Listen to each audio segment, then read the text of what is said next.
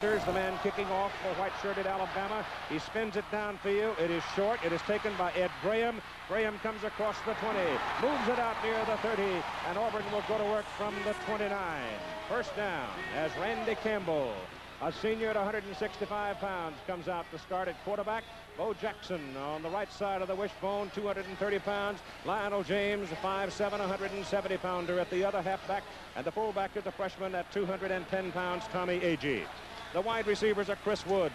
He's 6 feet, 185. Auburn works out of the wishbone.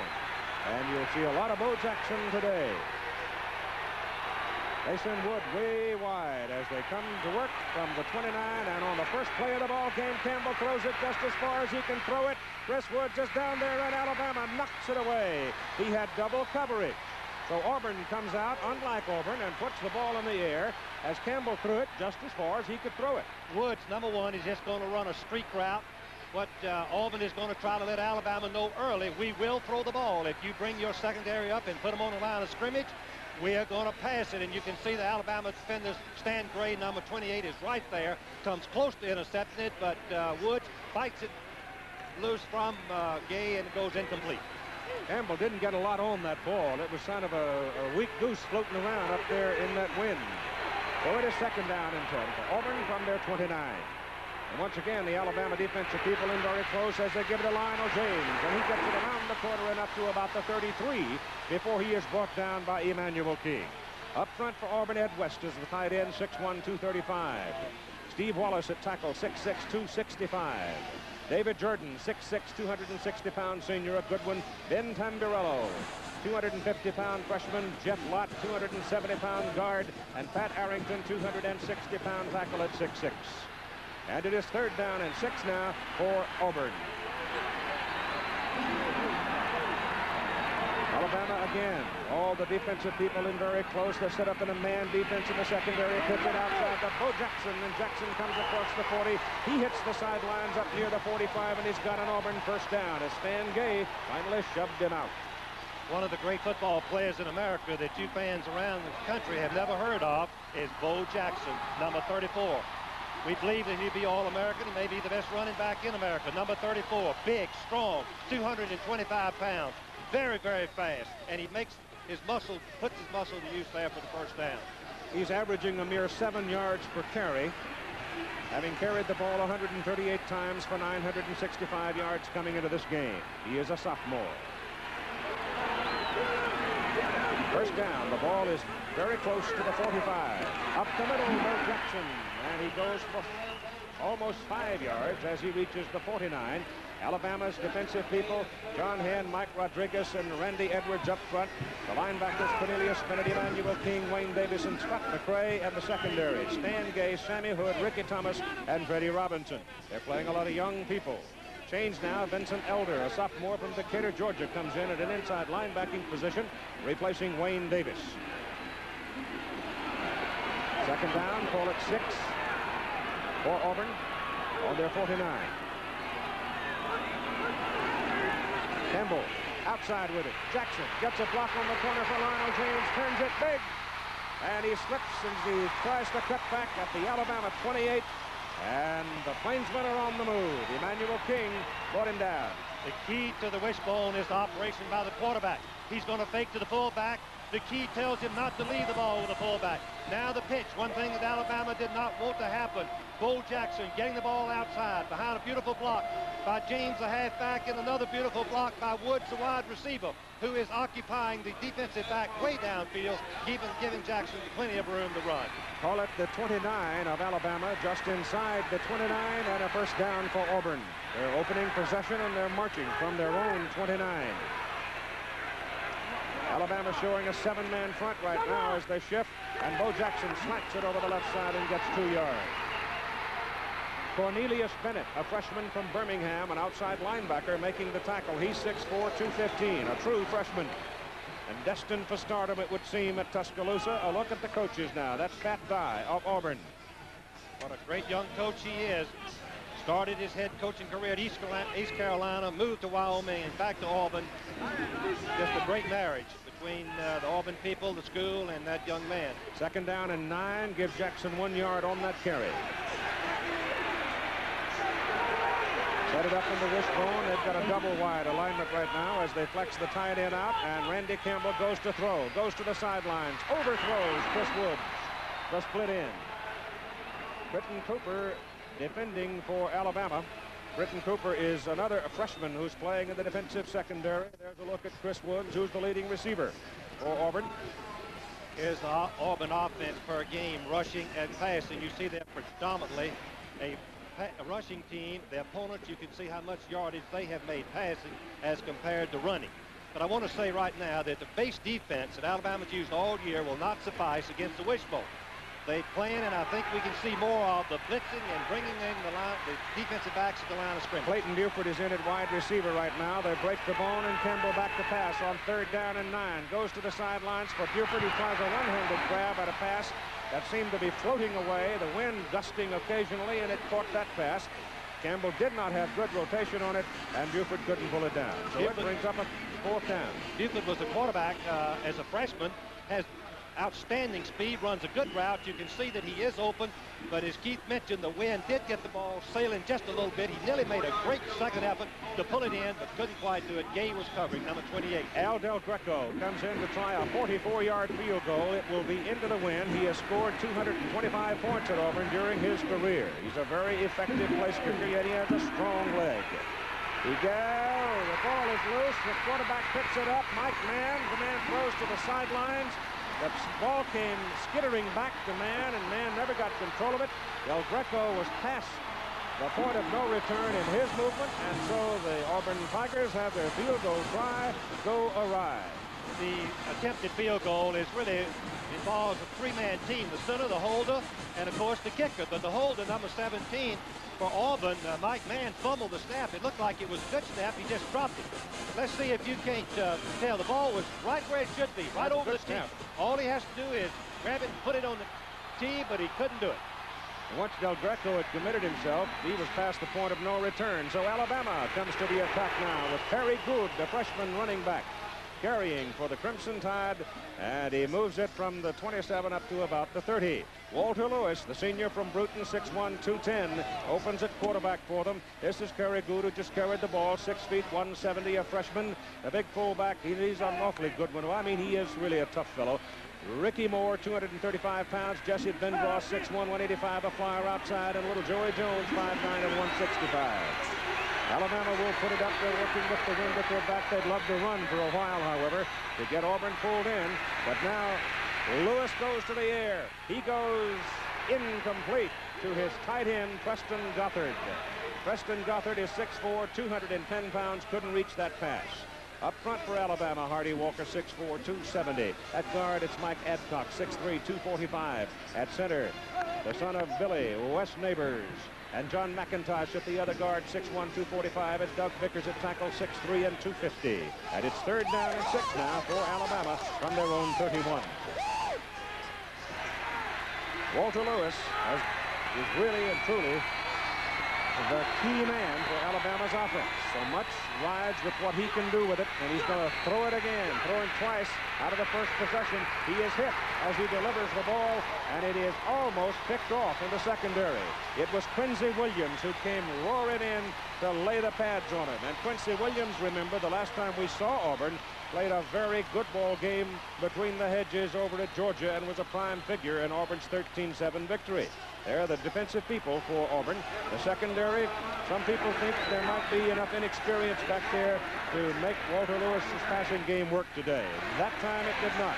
The punt by Malcolm Simmons spins it up in the air. Lionel James at his 25, coming back with it. Gets one block, looking for the corner. Gets it upfield and crosses the 40 to the 45. So the Auburn Tigers now with their second offensive possession on that 20-yard return by Lionel James. Very good field position at their 45.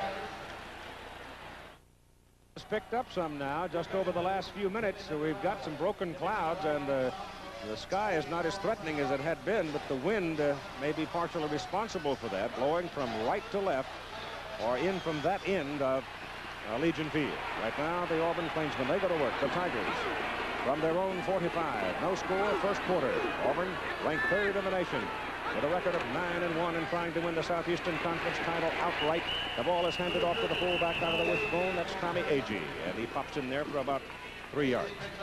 Auburn would dearly love to establish their fullback on first down and make the Alabama defense close in so they could get the pitches. You can see that Tommy Agee, just a freshman, been the surprise of the Alabama offense, averaging 5.4 yards per try and 4 touchdowns.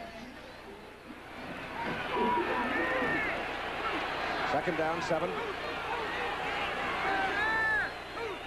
See if they got him to the wide side of the field now as Campbell checks off. Looked at the Alabama defensive people. Nope. He wrote it off in the belly of his fullback, pulled it out, kept it himself, and he didn't have any place to go as Cornelius Bennett, that freshman linebacker, stepped in and put a helmet on him. Cornelius Bennett came all the way from the opposite side of the play to make the tackle, catching Campbell from behind. You see the Alabama defensive tackles, and King is outside linebacker leads. Bennett is just a freshman, his third, with 57 tackles for the season. Auburn is looking now at third down and a long 7 to keep the football from their own 47. And Campbell sets up to throw it. Pops it down the middle for his tight end, Ed West from Layton, Alabama. And the big tight end, who has caught more balls than anybody else on the Auburn offense, holds it down for a first down. Chris Woods, far and away, has the best average per catch, but he is a catch behind, now 2 catches behind Ed West. We see West had 15 receptions at the tight end position. Where Ed West excels is his blocking. Pat Dye tells me that he thinks he's the best blocking tight end in America. First down, ball just inside the Alabama 40. Auburn down, had a chance. Inside the 30 of Alabama, got turned away as they missed a field goal try. They had a little play action back there. They fake it off to Jackson, give it away to James, and James runs down to about the 48-yard line as Cornelius Bennett again makes the tackle for Alabama. In trying to defend the wishbone, as we look at the Alabama defensive unit, the defense cannot swarm and just run and play football. They have to have disciplined assignments. 1.5 people to the fullback, more to the quarterback, pitch and pass, and sometimes, Keith, I know I did, I ran out of defensive players. Second down and 8. The Alabama 38. Alabama jumping around, changing their defenses. And Tommy Agee carries close to the 45. They'll mark him at the 46. 8.5 minutes to go in the first quarter. Alabama obviously trying to come out here and change those defenses at the last moment. Keith, that's very important in defending the wishbone. In talking to the Alabama coaches, they said we've got to disguise what we're going to do because Campbell will change the play at the line of scrimmage some 70% of the time. If we show him a weakness and then he uses an audible, then we can change in the strength and maybe have a good play. Third down, 7. He went to Ed West as tight end the last time. Campbell keeps on the option, tries to turn it back inside, and he is brought down right at the 35. So he's going to be short of the first down as big Randy Edwards, another Georgian who came to Alabama to play football. The Alabama defense will try to make Campbell keep the ball on option play. Why? Because Jackson has a 7-yard average, James 6, Agee the fullback 5, but Campbell only 1.9. Here's Lewis Colbert into punt now for Auburn. They're beyond field goal range. He's pretty good at the coffin corner, but he just hangs this one up into the wind, and Auburn puts it down at the 1. Danny Robinson, cornerback downfield on the special teams, looked over his shoulder, caught the ball, and they'll mark him at the 3. Alabama's in the hole. The weather is holding for us pretty well. Let's go back to that last play. It was fair enough for the Auburn man to come downfield and catch the football because Alabama did not have a man back to receive it. So there could be no indication of interference. He just looked over his shoulder. The ball was there. There was no Alabama man in the neighborhood, and he put it down. And the Tide now in a hole. Just inside the 3, they go to work as Lewis. Rolls in the end zone. Lobs a little pass out in front. Good to Ricky Moore, the fullback, and Moore runs him out of trouble and gets it up near the 16-yard line. Good call, good play. Here's the Alabama offense as compared to their opponents. Rushing and passing, pretty equal. Threat of run and pass is very important. Total offense, 431, but their defense is not a typical Alabama defense. We're accustomed to seeing them being very aggressive and successful and forcing mistakes. Not the case this year. First down, Auburn, 16. Auburn showing blitz right now as Tommy Powell, safety, had come up. Ball's loose in the backfield. They were trying to pitch it out. Walter Lewis was trying to pitch it off. And suddenly there was an Auburn man involved in it. Kerry Gould could not get back to it, and Alabama's lucky to keep it. Lewis makes a terrible mistake here. As you can see, Alabama running back number 35, Kerry Gould, is not even looking for the pitch. Lewis should have glanced back out of the corner of his eye to see if Gould was ready for it. He wasn't, and Alabama very fortunate to get the ball back on that error. Quincy Williams, that big defensive end, was involved in that play again. He had that halfback. He'd taken Gould out of the play. Lewis should have kept the ball. The loss is back to the 12. It's second down and 14. And go to the run with Gould. And he atones for his mistake as he comes blowing out across the 35. He only weighs 170 pounds, but he runs a lot harder than that. Kerry Gould is a broke in the starting lineup in the Tennessee ball game. Watch the fake pass and run. Auburn, trying to rush the passer, take themselves right out of the plate. Now watch the move of this young freshman. Good move right there on King, the best tackle that, watch the block on Smith, number 99. We have Hardy Walker, number 73, freezing Smith, the best pass rusher, out of the play, setting up the run. Back to Gould it goes, and this time Gould takes a whack as he gets to the 40. Good defensive flow, and the man making the hit, number 61, the nose guard, Dow Ortman. That defensive front for Auburn is tough. Doug Smith, 6'6", 275. Ortman, 6'2", 265. And Donnie Humphrey, 6'3", 260. You back them up with Ben Thomas at 270, Jerry Williams at 265, and Harold Holman at 230. Then you add those two linebackers, Greg Carr and Jeff Jackson. And I'll tell you right now, you're going to get some paint on your helmet if you start running in there too many times. It is second down and 6 for Alabama at the 41. Lewis quick. Fires hard. Almost picked off. Tommy Powell came in and hit Lewis as he delivered the ball. Powell is the strong safety, but it was big Doug Smith who stuck up that tree trunk of an arm and knocked it down. Doug Smith reacts beautifully to the block on Walker. Walker raises him up. He should have been blocking him low to get his hands down so Lewis could throw the ball, the little quick pass, from close to the line of scrimmage over to the receiver. Walker instead blocked him high. 6'6" Smith got his hands on the ball, incomplete. So it is third down and 6 for Alabama, running about 40% on the season on third down conversions. And the referee, Johnny Cook, steps in and stops it. With 4 minutes and 54 seconds to play in the first quarter, Alabama has called timeout. We have no score in the football game, and they've been playing on Alabama's end of the field so far. We're the Smothers Brothers, and when you think of me... Oh, you think of me because we go together. Like Kentucky Fried Chicken. And their buttermilk biscuits. You know, no one cooks chicken the Colonel's special way. And their buttermilk biscuits are special, too. They're made from fresh scratch. It's fresh from scratch. Yeah. Kentucky Fried Chicken, they do it right. Their buttermilk biscuits so fluffy and light. Light, light, light. Kentucky Fried Chicken. Their biscuits made from scratch. What a match! They do chicken right. Chevrolet, taking charge.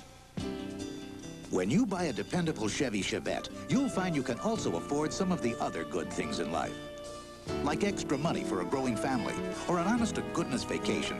Because Chevette's so dependable, 97% ever built are still going strong. So you can plan to own your Chevette for years and begin putting your money into something other than a car. Buy now and no monthly payments till March 1st. Next Saturday, American Olympic hopefuls are hungry for world titles. And imagine hurling yourself off a mountain higher than a 35-story building, plus wild surfing action on ABC's Wide World of Sports next Saturday. The weather continues to improve. We can now see blue sky as you look past the press box of the light standards here at Legion Field, and it's full. And it's Alabama calling the timeout to talk about things. They have not been able to move the ball particularly well so far. They want to get on the other side of that 50-yard line. No score first quarter, and Walter Lewis on third down and 6. He has Bendross in motion, coming back toward the ball. Bendross turns upfield. Lewis getting some pressure. Can't get away. They've got him. Brought him down. Ben Thomas from Ashburn, Georgia. The 270-pound junior fought his way through the blocking, and he sacks Lewis back at the 36. Any great defense has the ability to rush the passer with their down lineman. Otherwise, they have to gamble too much, and they get hurt. The Auburn defense, the big front that Keith mentioned early, put good pressure on Lewis and forced him to eat the ball. Malcolm Simmons' first kick today, good for 43. Lionel James brought it back 20. James is deep again, wins it Simmons back. Doesn't get it, shanks it toward the sidelines and knocks it out of bounds. A very poor kick by Malcolm Simmons, and once again, Auburn comes out of there with very good field position at their 38. Coming up on ABC's NFL Monday Night Football, the Minnesota Vikings and the Detroit Lions. They're coming into the ball game with identical records in the Central Division of the National Conference. Both of them 7-6, so there's a tremendous amount of pressure on both teams in that ball game on Monday night at 9 Eastern time. Now here's Auburn. Call it the 38, and Randy Campbell rides it off to his fullback, Tommy Agee. And Agee doesn't get a whole lot out of it. They'll give his mark across the 40, so give him 3 yards. This Alabama defense has playing for them 3 true freshmen, sometimes 4 and 5. If you look at Malcolm Simmons' record so far, he's got a very bad kick. Sliced that one off just a moment ago. The Alabama defense is now beginning to gamble and take chances. Long 7 on second down. Goes to Lionel James. And a little train pops it up the middle. He ran right in behind Bo Jackson and his fullback, and Randy Edwards, number 96, made the play for Alabama. Randy Edwards has been a starter for 3 years. He uses his hand. The key for a defensive lineman is to keep your feet alive. You have to move your feet so that you can move over once you find where the play is going to be run and make the play. Fine play by Randy Edwards, the senior tackle. Ball is at the Auburn 44. It is 3rd down and 4. Campbell drops off the throw. He tried to throw the football to Jeff Parks, tied in, and it was a very dangerous move on the part of Campbell because there were white shirts everywhere. What happened on the play, Keith, is the defensive lineman held up legally the tight end. He never got off the line of scrimmage. Campbell had no one else to go to because in the wishbone, you don't have option in secondary receivers. You have one receiver. He was covered. Nothing to do but throw the ball away. Lewis Colbert to punt. First one was 34 yards. This one goes high. The wind's going to kill it. It's going to be a short kick. And it bounces back upfield, and Auburn has to put it down. So the Alabama Crimson Tide get good field position themselves out near their own 34.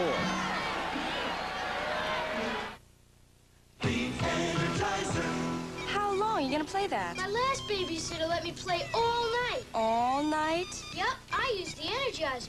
Of all leading battery brands, nothing outlasts the Energizer from Eveready. Nothing outsnaps it. Nothing out-adds, outruns, outplays, outshines, outlasts it. Nothing. Go ahead, keep playing. I use the Energizer too. All traditional college football games are games of emotion. This is what Auburn quarterback Randy Campbell says. It means everything emotionally.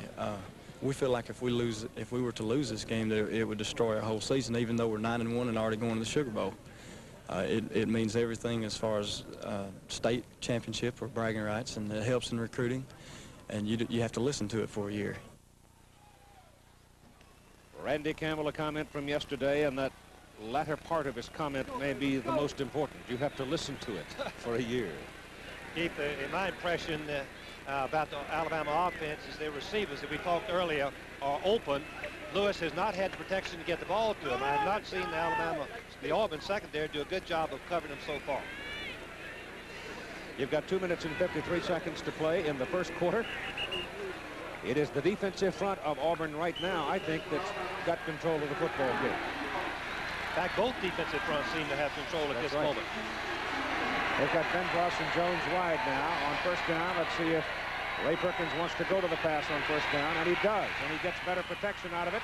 And Lewis threw the ball hard over the middle, and Ricky Moore, the fullback, couldn't pull it down. Another problem may have been that he looked back into a very bright sun. Here's Randy Campbell, who's had an outstanding senior year. His leadership is just invaluable to this team. A wishbone quarterback, you can see he's completed 56% of his passes for 834 yards and 7 touchdowns. Very vital part of the offense. Both quarterbacks in this game, however, are 1 for 5 and 13 yards here in the first quarter. Second down and 10. Run a little draw play. It's going to be a big one with Perry Good breaking it up the middle and getting an Alabama first down on the Auburn side of the field. Vic Beasley brought him down for the Tigers, and it's first down tied Auburn 47. From behind the defense, watch the hole open up naturally. On fake pass and run, you're going to see, I guess that was Humphrey get blocked all the way inside, and Good comes right down the middle before Beasley finally brings him down. Another first down. Good on 4 carries, 53 yards from the Auburn 47. The Tide now moving with the sun and the wind at their back, and Lewis pitches outside. It's Good again. Got a great block over there and turns the corner. He got the block from Preston Gothard, the tight end, and Vic Beasley again makes the tackle. One thing that Alabama added for this ball game was the triple option, something that, of course, Walter Lewis has been very successful running for the last 3 years. They felt like they could put it in and maybe get outside and circle the defense, and they did for a nice game. I would think that's where you're going to find the path of least resistance against Auburn, outside. Second down, short 6. And the right side of the Alabama line, Doug Vickers, missing the snap count, and that draws the first flag of the ball game. The referee is Johnny Cooks, and Johnny is refereeing his final game as an SEC official. Native of Rome, Georgia, retiring after 26 seasons. In his playing days over at Georgia, he was an all-conference running back 1943. Harold Johnson, the umpire, and the rest of the officials you see reflected there. Foul, illegal procedure, false start on the offense. Well, Johnny stayed in good shape, hasn't he? He certainly has. I played against him in college. Was a very fine football player. So that backs him up 5, and it's literally second down 10. Again, the little draw goes to the big fullback Moore. He looks around for a place to run and finds some daylight, and once he gets up ahead of steam, you better bring a big stick to knock him down. He takes that football down to about the 36, and an Alabama first down. Ben Thomas finally wrestled him off his feet. It was in the LSU game where we saw Alabama that Moore had a tremendous ball game. He's very strong. Watch number 91, Ben Thomas. Watch the effort. He's going to get knocked down by Vickers right there on the ground. But a good football player doesn't quit there. He knows that the play is still going. Watch him get up, make the second effort, the third effort, and comes over and helps in the tackle right there. And it's a first down for Alabama from the Auburn 36. The first threat of the day by Alabama. Lewis under pressure, gets his pass off. Pass is incomplete. Coming across was Perry Good. Jesse Bendross was the short man. If Jesse had realized that Good was behind him and open, I'm sure he would not have tried to make the catch. Once again, the front 4 of the Auburn defense, that we have 2 Southeastern Conference all-conference players on this unit, put the pressure on Lewis. He had receivers open, but did not have time to get an accurate pass completed. There's the Goodyear Blimp America from Houston, Texas. The captain is Jim Dexter from Smyrna Park, Maryland. Our cameraman up there with him is Art Pfeffer. Kind of a windy afternoon for the number 96, John Daly. Defensive end levels Walter Lewis for a big loss. What a great play by John Daly, and one that Auburn very desperately needed as Alabama was in field goal range. Watch from the left of your screen. Number 76 is going to be coming outside all the way now. Right there as Lewis has his receivers covered momentarily, and he throws Lewis to the ground for the sack. Auburn secondary did a good job of covering on that play. Otherwise, Lewis could have gotten the pass off. Ball is moved back beyond the Auburn 45. They've got to go to the 26 to get the first down. They need 19 yards on third down. Deep drop by Lewis, better protection this time. Auburn, however, dropping back to cover, and Lewis has nobody to throw it to. Now he's got some room to run, and he is a good runner. And he wiggles his way on downfield to about the 32. Greg Carr finally ran him down, a linebacker for Auburn. And we have come to the end of the first 15 minutes of this ball game between the old foes, Auburn and Alabama, and there is no score. to endure, to adapt, to overcome. The Xerox 1075 Marathon Copier, designed to be versatile with a choice of 20 configurations, engineered with the intelligence of 6 personal computers to perform at peak levels at all times, and built to endure. The 1075, one of the Marathon Copiers from Xerox. Official sponsor of the 1984 Summer Olympics. This is Mr. Lord, Alabama might have had a little more sensitivity toward the clock and spend another timeout in order to give Van Tippen a chance to kick with the wind on a 48-yard field goal try. Now he's got to try to hit it into the wind. That's a very long kick with the way the wind's swirling at that end of the stadium. Everything is good on it. Ball is up and no good. Wind kind of pushed it out and knocked it down, and so Alabama is turned away. As we have said, this is a game of legacy for Paul Bryant, the Bear. And Pat Dye, the Auburn coach, worked with him for 6 years and says this about the man. But working for Coach Bryant had to be a great importance to me in my coaching career, because I learned a great deal of football from him. I was with him for 9 football seasons, 8.5 years, and we became very close friends. And needless to say, I had tremendous respect for him, and there's no question in my mind or any other people that have been close to him. Bo Jackson, as his coach was talking, improvises, goes outside, and watch Bo Jackson with 9.5 speed gets outside and see you later. He goes 69 yards, and Auburn takes the lead of the ball game. A big block for him. Chris Woods hit the free safety. Freddie Robinson took him out of the play, and Bo was gone. The people in Auburn say the coaches that Bo Jackson doesn't know how good he can be. He may be before he graduates, one of the very great players in America. Del Greco for the extra point try. The snap was high. The holder, Mike Mann, pulled it down quickly and well, and the kick is good, and it's 7-0. And Bo Jackson now with 5 carries, 109 yards. He has now moved over 1,000 yards at 1,066. From the end zone, watch this spectacular play. Jackson is going to be hit at the line of scrimmage. There's absolutely nothing there. But every great football team has a back that can make something happen on his own. He can defeat the defensive man one-on-one. He can improvise. He can turn a bad play into a good play. Now watch Woods, number 1. Watch number 1 make the key block. He has tremendous speed, just the same kind of speed as Jackson. And he comes over and makes the very last block to the right of your screen. I hope we can see it. Yes, right there. He knocks down Freddie Robinson, number 21. We've got to see that again. Just a sensational play by one man's effort. Nothing there. Alabama defense plays it perfectly. But here's Wood. The alertness of Wood, knowing what speed that Jackson has to take the proper angle and to knock Robinson, the safety man, down, allowing Jackson to go in for the touchdown. 69 yards, and Auburn jumps out to a 7-0 lead, and will kick off now as the offensive team rests on the sideline. Bo Jackson.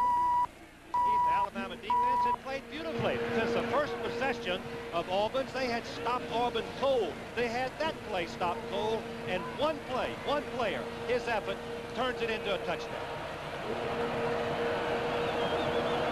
Joe Carter is the deep man for Alabama. The wind gets the kick and carries it well back into the end zone. He's coming out with it. The wedge breaks down at the 16, and down goes Joe Carter.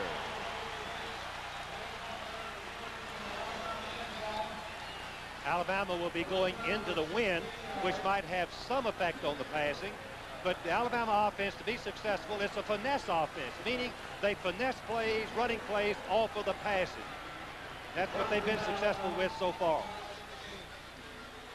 Auburn ranked 3rd in the nation, headed for the Sugar Bowl. Only Texas in 2nd place, Nebraska in 1st place ahead of them.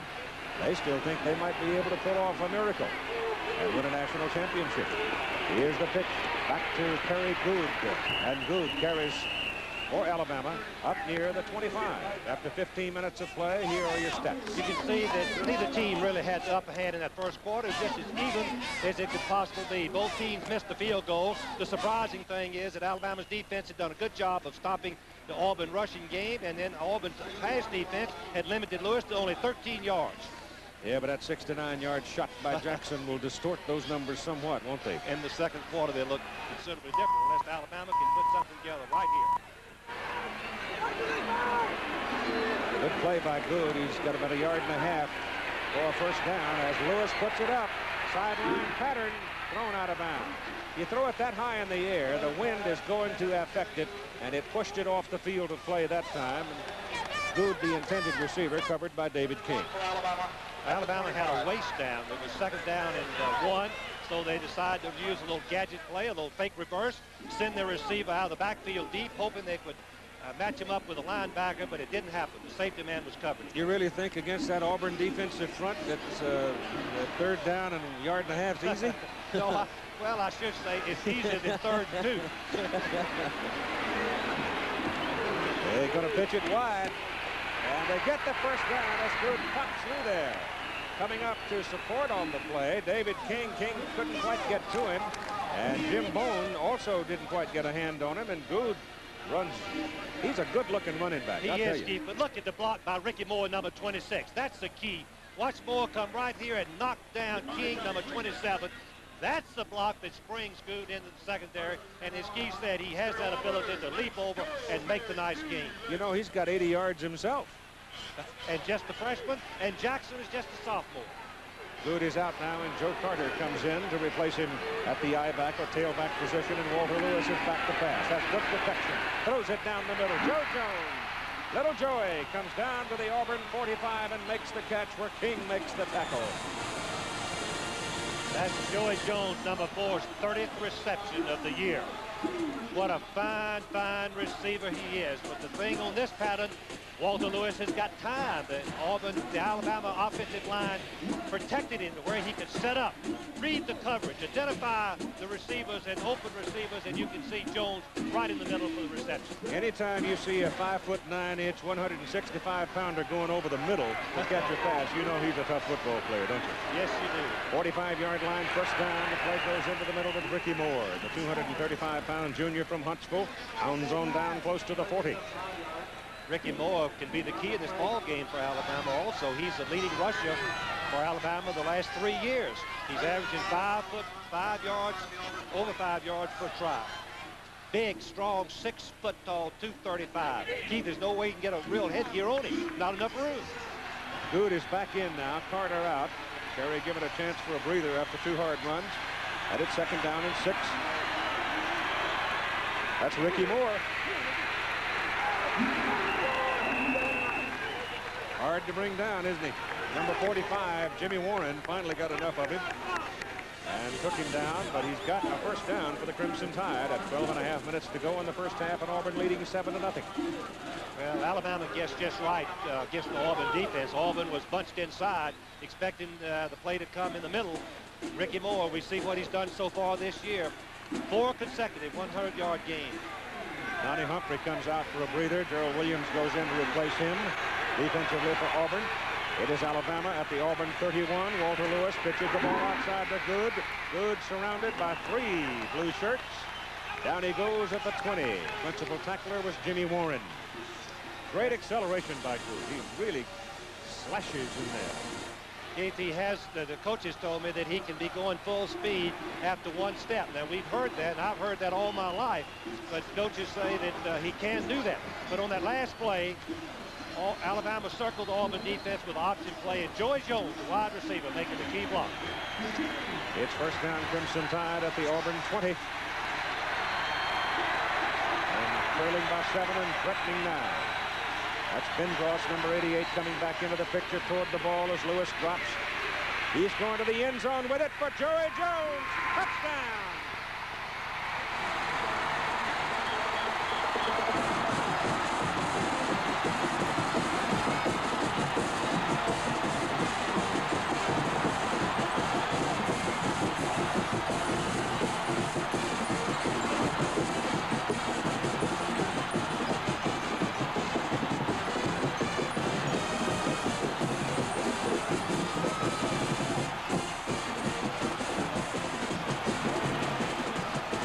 feuds, these old traditionals. You may have the better players, but you better put your hat on hard. And the extra point kick by Tiffin is good.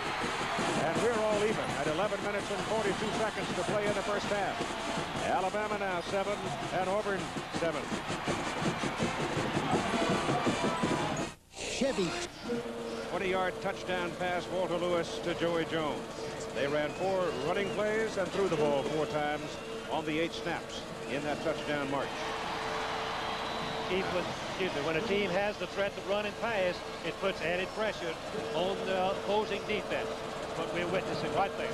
Terry Sanders into the wind. Brent Fullwood is deep for Auburn. Low kick, handled well at the 3 by Fullwood. And he comes out across the 20 and then is hit back.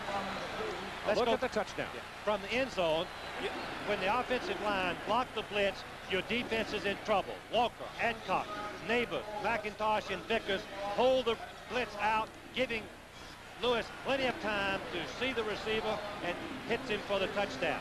Now let's watch the route that Joey Jones runs. Now Joey Jones is a senior, outstanding. Walker, number 45, is trying to cover him. You can see he's beat up from the very beginning of the play. All Lewis has got to do is have time and get the ball there. But it is a very fine catch as Jones watches it into the hands. Auburn to the attack now from their 21. Campbell coming down, delivers outside. Bo Jackson gang tackled over there. 97, Cornelius Bennett. Right place, right time. That's about the 4th tackle that Bennett's logged in this ball game so far.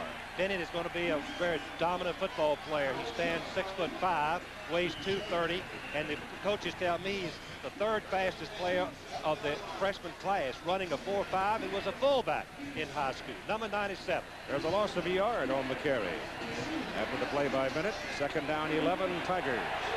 7-7 ball game.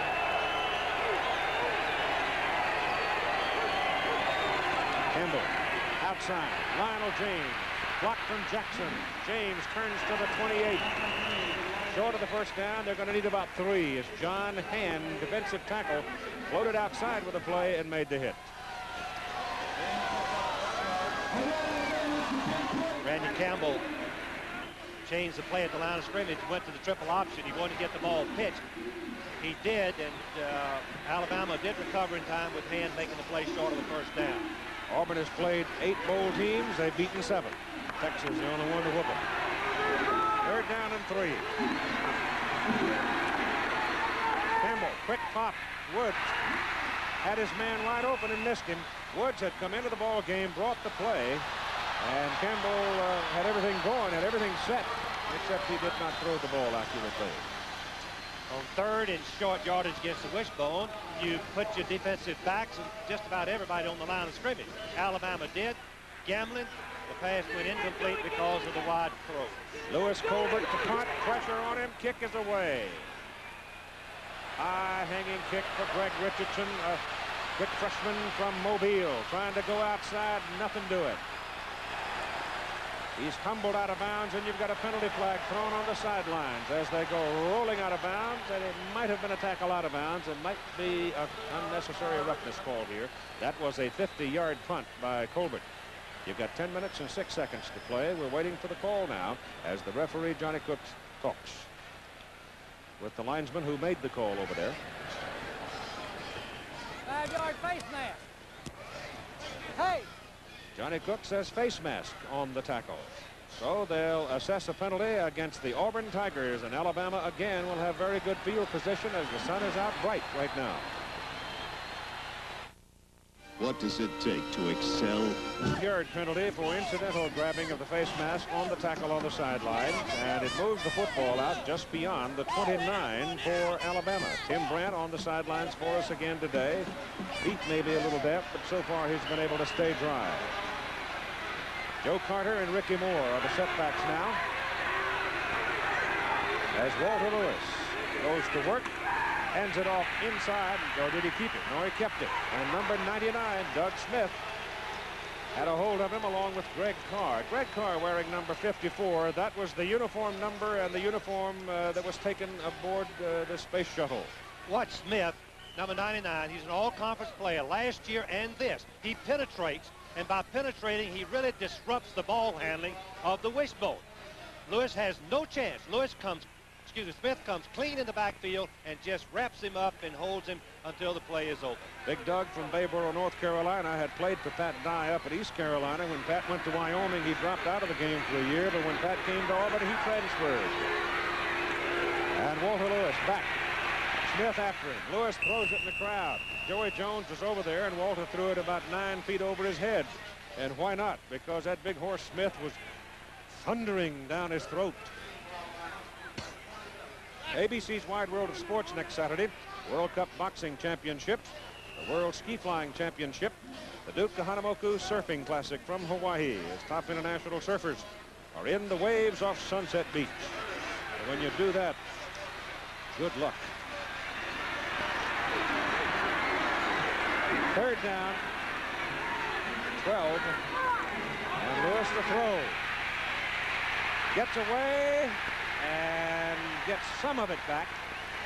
They almost had him back inside the 25 as Doug Smith continues to make life miserable for Walter Lewis. Every good defense has one or two defensive linemen that can apply pressure without the blitz. Auburn applied the pressure on Lewis, forcing him to keep the ball without the blitz, and that was a key third down for Auburn's defense. Now Alabama has to kick into the wind. Malcolm Simmons had a bad kick last time, only 25 yards. He's got to hit this one into the wind. He gets some spin on it. The wind knocks it down rather quickly. However, it bounces around in favor of Alabama and finally goes dead at the 41. That was on the 30-yard punt. So that wind is tough going from left to right.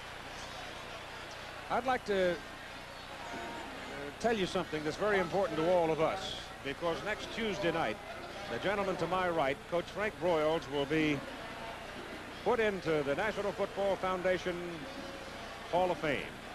And it's an honor so richly deserved, and we're just as proud as we can be of you, Coach. O.J. Simpson is also going in with you, with others, and we're delighted for you. Thank you, Keith. It's Randy Campbell carrying. Never really had a chance. Number 21, Freddie Robinson, the free safety, had stepped into the hole. They'd opened it up, but then suddenly Robinson appeared, and Randy really didn't have a whole lot of druthers. He picked up 5, and for a moment, if Robinson hadn't filled the gap, he might have gone for a lot more. Keith, that's a great thrill for me, but I'm also privileged to be going in with my close friend Darrell Royal and also the legendary Woody Hayes. Like it's been said, that ain't a bad crowd to hang around with. Second down, call it 4.5. Campbell quickly to the sidelines. His pass on target. Clayton Buford just beyond the marker gets a first down for Auburn. Buford is a junior out of Palatka, Florida. Buford has outstanding speed. The defensive cornerback has got to give him some room. No reason to get up and play him very tight and take the chance of going behind him. Campbell had been very poor throwing the ball early, and so they just spotted him that little flat pass and made the completion for the first down. At the Alabama 48. 7-7 ball game, 8 minutes to go, first half. Up the middle goes Bo Jackson. And once again, he did it on his own pretty much once they got him past the line of scrimmage. Watch Jackson run over the linebacker. Number 45, McRae, is being tied up a little bit by the blocker, but he jumps right over it. You can see the agility of this big man. One thing that really impressed me was that Jackson outran Herschel Walker last spring in a 60-yard dash, which tells you something about his speed. He's rolling today, isn't he? Oh, my goodness. First down for Auburn, Alabama 36. And it's Campbell giving the ball to Jackson. He's on the loose outside. That was a good solid tackle by Freddie Robinson, who's 6'1", 175. But Freddie is just overmatched against Jackson, who's 6'1", 230 with all that speed. Keith, Pat Dye told us all of the staff that Jackson had the best practices this past week that he had in all of the time that he'd been there. This young man didn't know exactly what was happening to him last year. He threatened to quit before the Alabama game last year, but he's got things straightened out, and he's just a great football player. Tim Jesse replaces Jackson now after that run. Bo gets a breather. Jesse, 6'1", 200 pounds. He's from up and a sophomore. And they take it inside with the fullback Tommy Agee. The field's wet, obviously, from the rain that we have had, but as the wind continues to blow and the sky continues to appear that it's going to stay clear, it'll get pretty dry along toward the second half of this game. No one has really mishandled the ball. We had one field goal missed because the holder didn't get it down. But otherwise, we've been blessed here with pretty good weather after such a forbidding forecast. Keith, it sure is a better football game for everybody when you have decent weather. As we look at Pat Dye and the tremendous job that he's done here at Auburn. Ball is down inside the 16 of Alabama as Campbell gives to Lionel James, and James trying to get outside, uses his speed and picks up pretty good yardage. He had nobody in front of him, literally, but white shirts. But Lionel James is so quick, he just kept bouncing outside. And one of the officials was, one of the gentlemen holding the marker, was run into and knocked down and is in some pain. Well, Keith, Lionel James is one of the real stories of college football in the South. He's very small, but the coaches will tell you he's the best blocker on the football team. He gets right in the running gears, and he has that elusiveness. Even though he's not all that fast, according to the coaches, he gives you the illusion that he has blazing speed. And you can see Stan Gade, number 28, coming up from the outside cornerback, tries to wrestle him down to the ground, but not before a nice gain. Well, you see the Alabama player realizing that he was out of bounds and he was going to get involved in a late hit penalty. In dodging James, collided with the gentleman holding the marker. That young Alabama player was Cornelius Bennett. Well, that's a lot of weight coming and whistling across at his speed, 215 pounds, and I think they're going to have to replace that man. He was handling the marker. I'm sorry, I don't know his name, but he really took a whack across the knees as Bennett came across, trying to avoid James and avoid the penalty. You've got 6:16 to play in the first half, and it's all even at 7.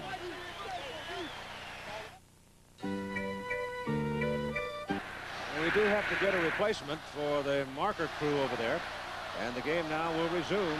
Pat Dye on the right and Ray Perkins on the left. A 7-7 ball game. Time winding down first half. Auburn's ball. It is third down for them. The ball is sitting just short of the 12. They've got to go near the 8. We'll call it about 4 yards. They're definitely in Del Greco's field goal range if they're unable to pick up sufficient yardage here. Jackson is back in the backfield. Campbell walked down, looping around. Cornelius Bennett one more time. Just on sheer athletic ability, Cornelius Bennett makes a sensational play, number 97, in stopping the quarterback short of a first down. Campbell had no chance to go after Cornelius Bennett. Number 97 just reached out and threw him to the turf. And that brings in Del Greco for a 29-yard field goal try on the season, 4 for 4 from this distance. Mike Mann, the holder. Mike Mann fumbled the last snap on the field goal attempt. That one's clean, and the kick is good. And you've got 5.5 minutes to go in the first half. And Auburn moves back on top by a score of 10-7.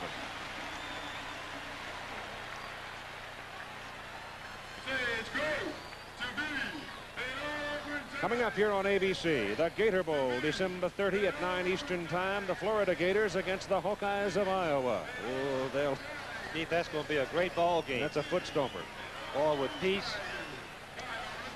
Sugar Bowl, Auburn, Michigan. Michigan ranked number 8. First time those two teams will have played in a postseason contest. Florida beat Florida State today, 53-14. They really got after it. Hayden Fry's brought that Iowa team right along. 9-2 record this year. Just close to winning another Big Ten championship. Pretty picture there. Isn't that gorgeous? The clouds have moved out. Well, maybe Bear Bryant is here. Don't let him play good. He's here. You know that for a fact. He's watching. It'll be 8 o'clock Eastern Time, not 9 for the Gator Bowl. Correct that. Right here on ABC. Here's the kickoff. High, going deep into the corner and beyond the field of play, and they'll come back to the 20 for this possession. Auburn out in front by a score of 10-7. Of course, ABC Sports will be back down here in the Birmingham area next summer, too, in August for the PGA Golf Championship out at Shoal Creek. What a golf course that is. Ranked 26th in the nation, I think, the last in the country, in the world. That's right. By one of the golf magazines. Keith and I tried to play it. Keith played good. I didn't yesterday. I admit that. On the 20, Alabama to the attack. Lewis keeps pitches outside. Good loose. Trying to get to the marker, and he comes up just short. What a tremendous block by the split end, coming in and picking up the free safety. He happened to be supporting the pitch play. It freed the ball carrier to go on down for a nice gain. As we look at the Alabama offensive line and the huddle and what Kerry Good, the freshman running back, has done so far. When you get outside on Auburn out of their defensive scheme, those cornerbacks have really got some pressure on them, don't they? Yes, they do. In particular, the free safety also. Lewis back. Going deep.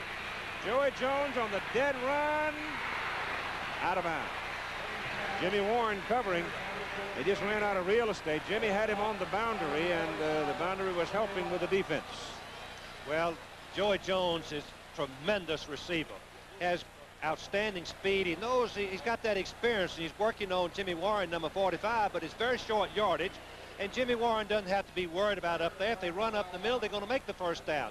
So he very wisely stays back and makes the play and prevents the reception. Walter Lewis has now broken Scott Hunter's Alabama season record with 245 pass attempts. He better let his arm rest. It's cranking it up a lot. 3rd and 1. It's Good. Oh, what a whack at the line of scrimmage, but it looks like he's got it.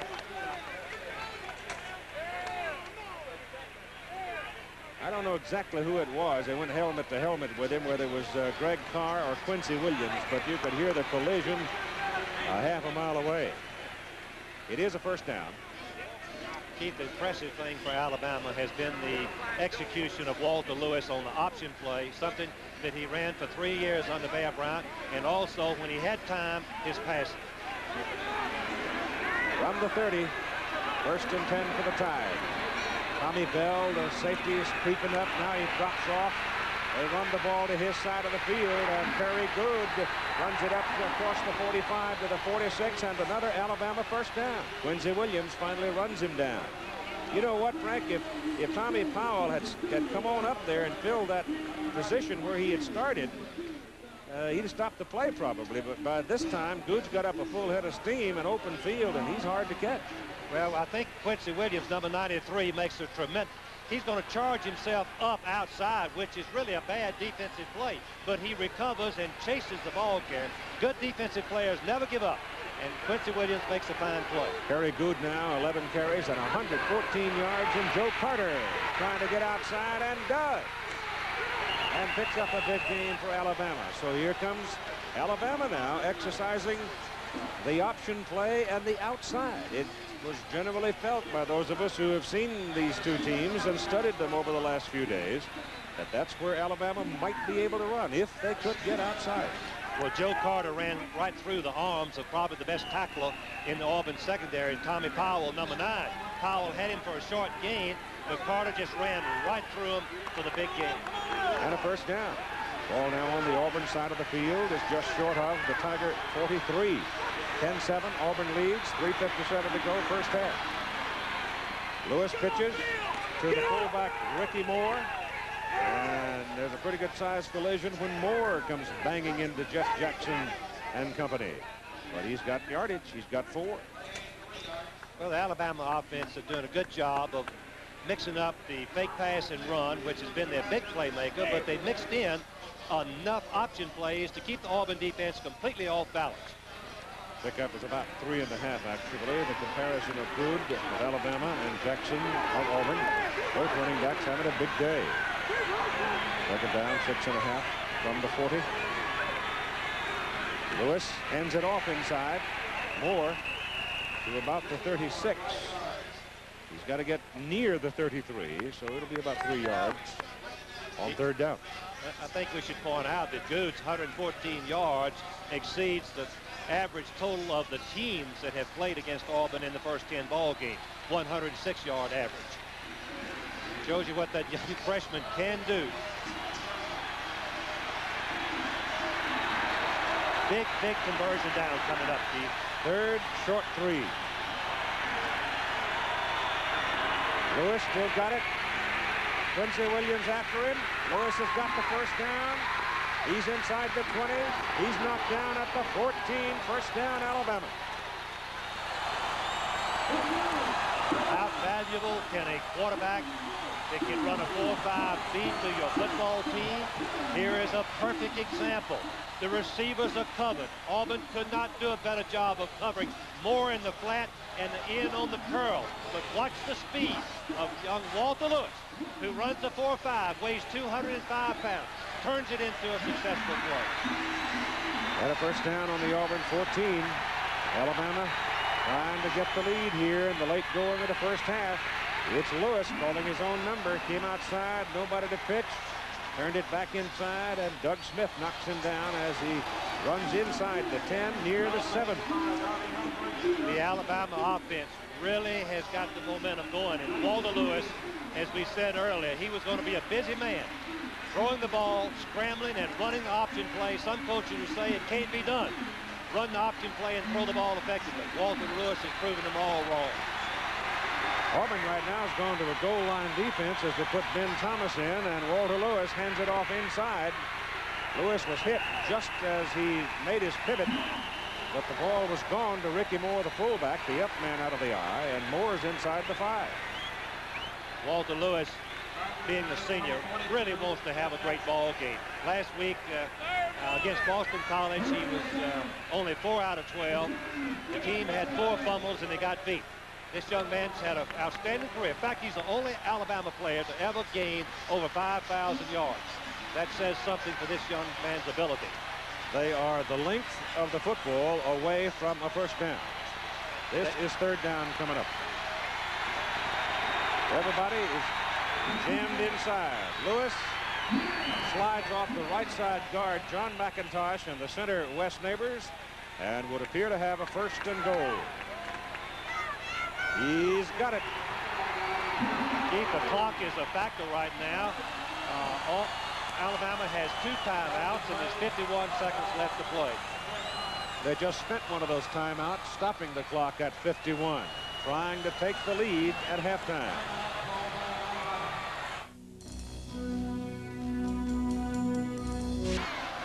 You've got 51 seconds to play in the first half. Auburn leading by 3 points. Alabama owns the football. First down and goal to go just outside the Auburn 3.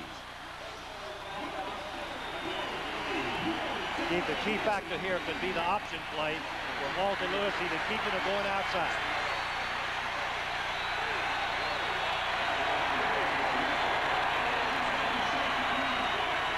Gonna throw.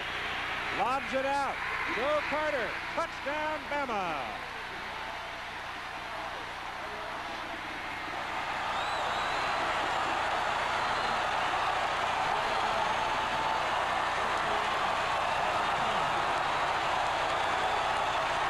Oh, my goodness, Keith. The man in motion confused the Auburn secondary, and they busted their coverage. Look how wide open Carter, number 46, is. When Alabama put Blanker Jones in motion, it forced a change in the coverage, and Auburn did not make the adjustment. Van Tiffin's extra point kick is good. Van Tiffin is now 36 for 36 in extra points, and Alabama has the lead, 14-10. And here's a look at Alabama. The workers on this is going to be easy. It's a 4-point lead for the Crimson Tide now. They will kick it off with 46 seconds to play, and it is Brent Fullwood deep. Alabama used 12 plays, Frank, to go 80 yards. They used almost 5 minutes off the clock in that possession. 2 long drives by Alabama for touchdowns, both very impressive. Sanders the kickoff, high hanging kick, and Fullwood at the 1.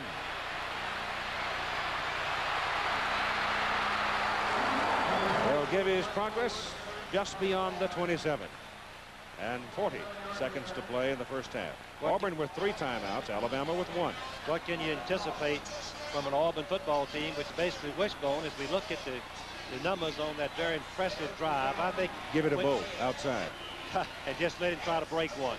Don't think Auburn wants to give the ball up here with any risky plays. They can be very conservative with possession-type passing or go for the deep bomb, one or the other. Campbell not having a good day so far. 2 out of 7 for 18 yards in the passing game. Going to try it, though. Got a little heat. Swings it out there to the fullback, Agee. And Agee ran right out of his shoe up at the 30. That was a pickup of about 2.5 yards. Clock is at 28 seconds now, and Auburn calls a timeout. So with 28 seconds to play in the first half and Alabama leading by 4, let's visit the Auburn campus. Quality education is a continuing need in the information age.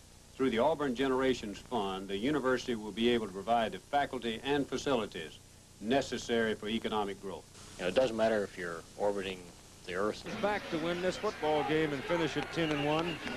They're going to have another big party at Toomer's Corner. I just know it. Well, in a game like this, it normally and should go right down to the wire before it's settled. 2 fine football teams, well coached. Second down, their own 30. They need 7 yards to keep it, but only 28 seconds to play. Campbell hands it inside. Agee, he fumbles a football, and looks like Alabama's got it. They do. That extra effort, the second and third effort, the spinning motion of Agee. Alabama people fighting him for the ball and then knock it loose. And you've got 23 seconds to play, and Alabama has 1 timeout remaining. You can see Agee, number 30, fighting, spinning, twisting, forgets about the ball just a little bit, and someone just reached in and stripped it right out. Emmanuel King recovered it. Emmanuel King, number 92. They're sitting on the Auburn 35. And 23 seconds to play. 1 timeout. They lead by 4. They stick it in the end zone. Woo, that's a big one. The pass is away down the middle, incomplete, almost picked off. Good play by Alvin Briggs. Alvin Briggs is a freshman from Greenville, Alabama, and he came across and almost picked it off. Jones is going to go across the middle. Briggs, number 4, is going to break right in front of him and makes a sensational play. The emphasis on pass defense is moving and reacting after the ball is thrown. Now you've got 18 seconds to play. Second down, 10. Auburn 35. Pass is away. Pass good to Ricky Moore. Moore goes back into the center of the field when in fact he might have been better off to kept going to the sidelines. They'll stop the clock now. He's got a first down. No, he does not. Alabama spends its final timeout with 8 seconds to play. And Van Tiffen comes on the field. So Ray Perkins trying to get 3 more as we come to the end of halftime. Van Tiffen is just a freshman. Had a sensational year, leads the Southeastern Conference in scoring. Updating the weather forecast now, we're told there's a line of very heavy, intense thunderstorms out about 50 miles west of the city. It's moving dead east at 25 miles an hour. So think about closing the windows. Do we have one here we can close, Keith?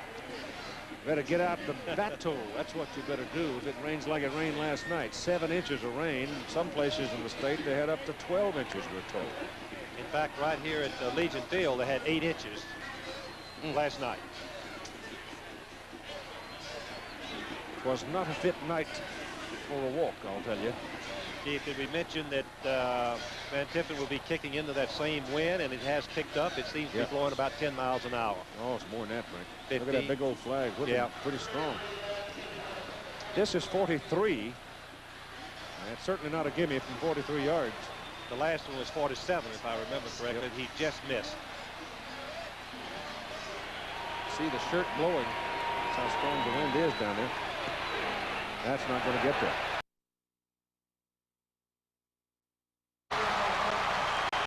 Everything worked pretty well, except Van Tiffen did not get real solid hit on it.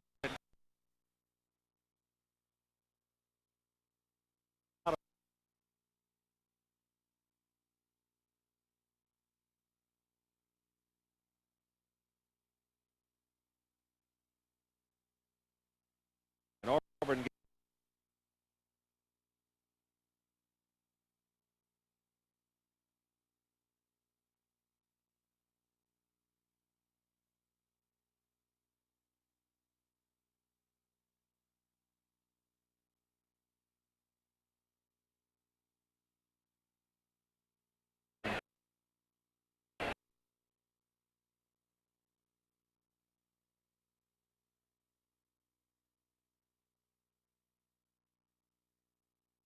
good.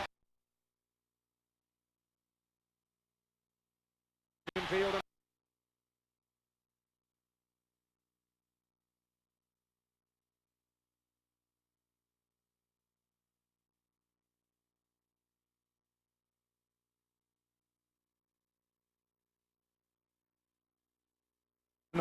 Emotional game is on your side.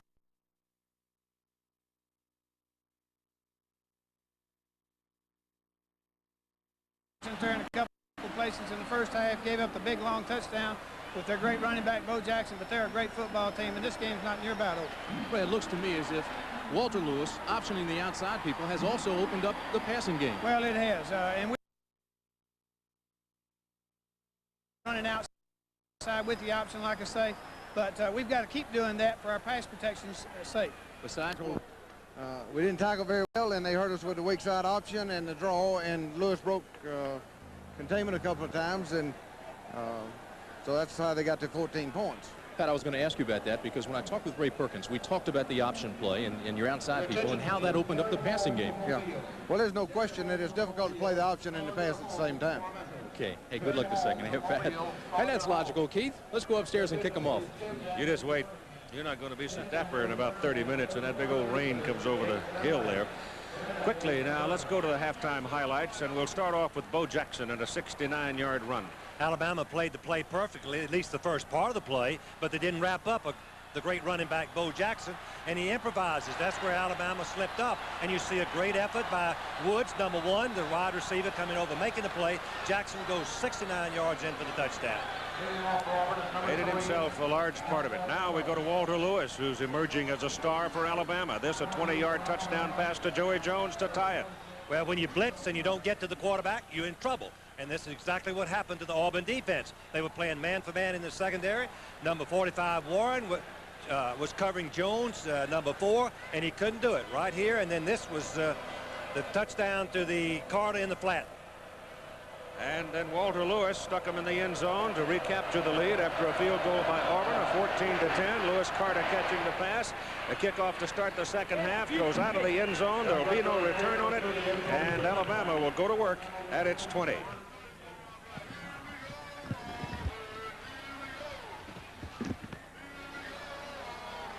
Crimson Tide moving out of the 20-yard line, leading by 4 points. And I think, Frank, for the first time today now, the weather could become a positive, a definite factor. Nothing positive about it. It's going to take away things from both teams if that thunderstorm is as tough as it looks coming over the hill. Walter Lewis turns and hands inside to his fullback, Ricky Moore. 5 yards on the carry. The offensive unit has Lewis at quarterback. Good played most of the time at a big first half. Ricky Moore to fullback. Wide people are Bendross and Jones. The offensive front, big people remain basically the same. And it's second down and 5 for Alabama up around their own 25.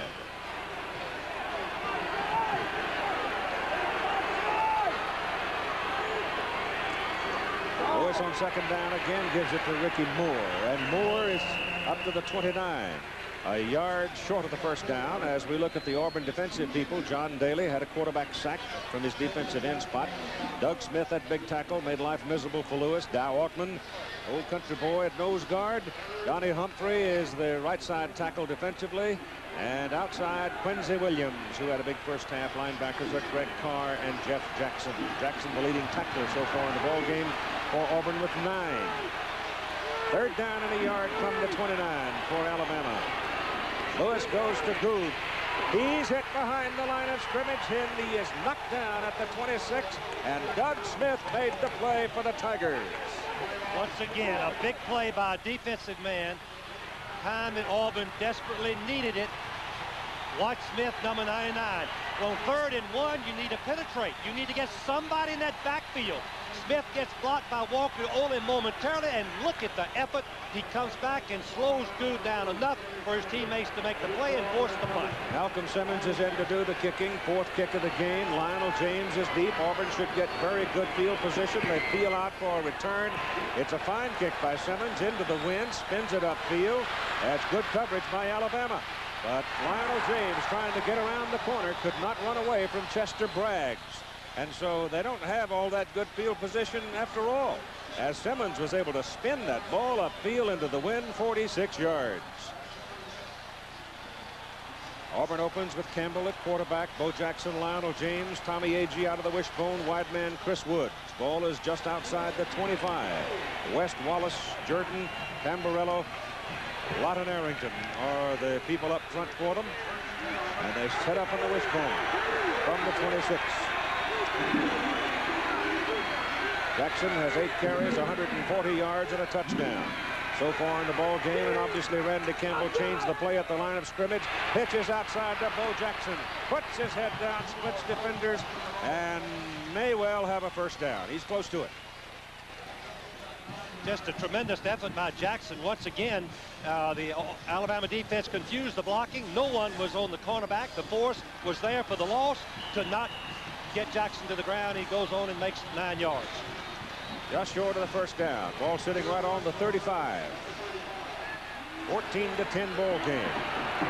Auburn out 7-0, tied 7-7. Auburn 10-7, Alabama 14-10. That's where we are, just starting the second half of play. Again, Campbell on a long check. He may go something different here. He goes outside to Lionel James, and James trying to turn the corner. Will not do it. Number 34. Ricky Thomas, really the man that stopped his progress upfield. Scott McCray helped put him down. And Scott McCray was really in deep pursuit. John Hand is a big tackle, 265 pounds. Mike Rodriguez, 250 at nose guard. Randy Edwards at 255 for the Tide defensively. The linebackers, Cornelius Bennett, leading tackler so far.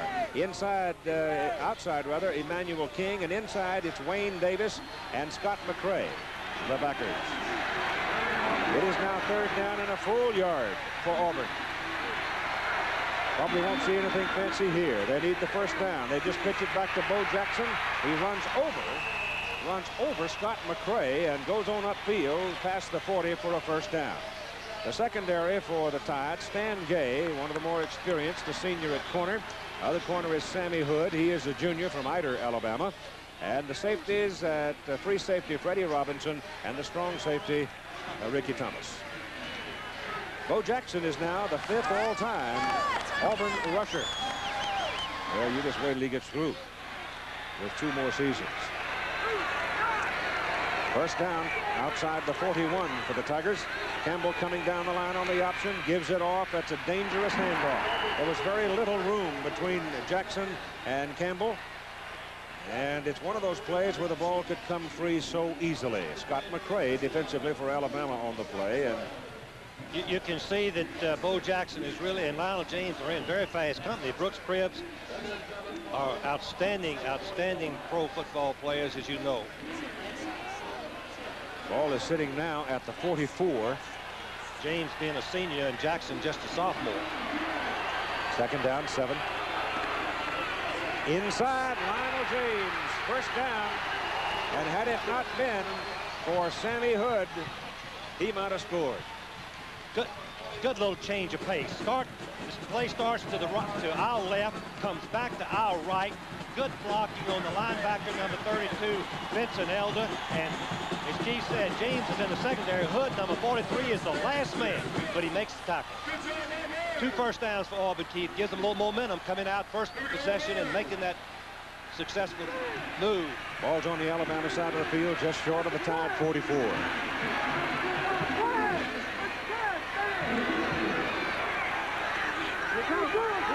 Campbell to pass.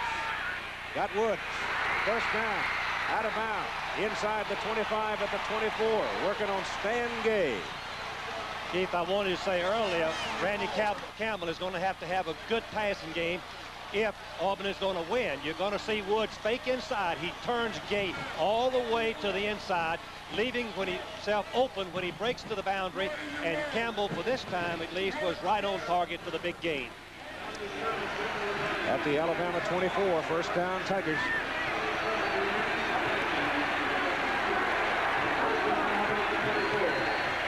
Want to draw with James.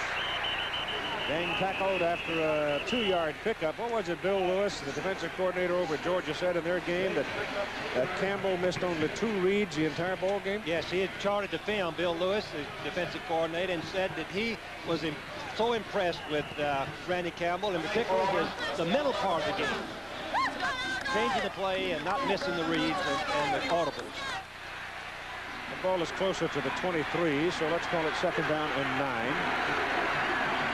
He's got to check off to the right, Keith. There's one-on-one coverage. Nope, comes this way and overthrows Chris Wood. Went right into the double coverage. One thing that Alabama is doing is disguising their defense, forcing Campbell to delay his audibles. Keith, the reason that Campbell is staying there so long is he's waiting till Alabama makes their shift, and then he's trying to audible. Changing the play and going to something that might have an advantage for the offense. That was the Golden Eagle, the mascot of Auburn University.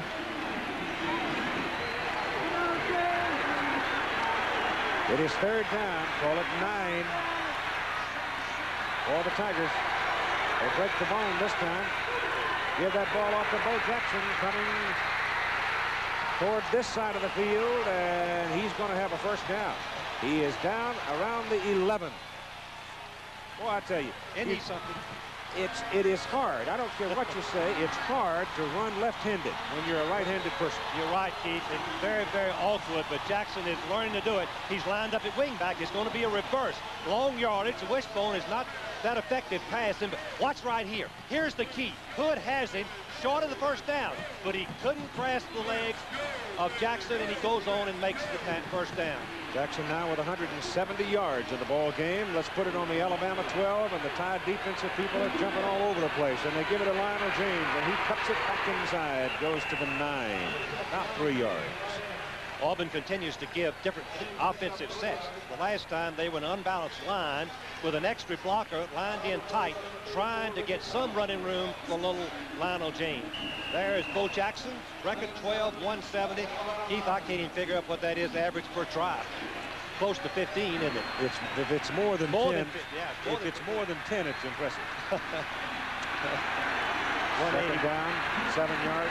Alabama 9 into the stack for Jackson. Alabama stunt. He ran right into the stunt that time. As we look at Ray Perkins, Keith, I have said before, Ray Perkins came into the toughest coaching job, I think, that all of my time, replacing the legendary Bear Bryant. The only other job in coaching at the college level that I can even begin to equate to it was the man who tried to succeed John Wooden, UCLA in basketball. Of course, that man's Gene Bartow, and he's back here at Birmingham at UAB. Back to beat Auburn last night. This is a big play, Keith. 3rd and long. They need a touchdown, not a first down. Penalty flags all over the field. The Auburn man, I think, left too soon. So the Auburn Tigers now make a mistake. As the concentration cracks just a little bit here, they do it on 3rd down, trying to run outside on the option. And the question now is whether or not Alabama wants to back them up on the 5 or bring up 4th down. And you know they'll be looking what, 3rd down and about 8 or so. Well, that would be their third and 13 if they take the penalty, which would be, I think, a bad decision. 4th down will bring in Del Greco probably for a field goal try. Johnny Cook is the referee. He'll tell us what they're going to do. Kind of a victory for the defense once they get in this goal line position 4 down. I think, as we listen to the referee. Illegal procedure is called. Illegal procedure? No, illegal motion, and it is declined.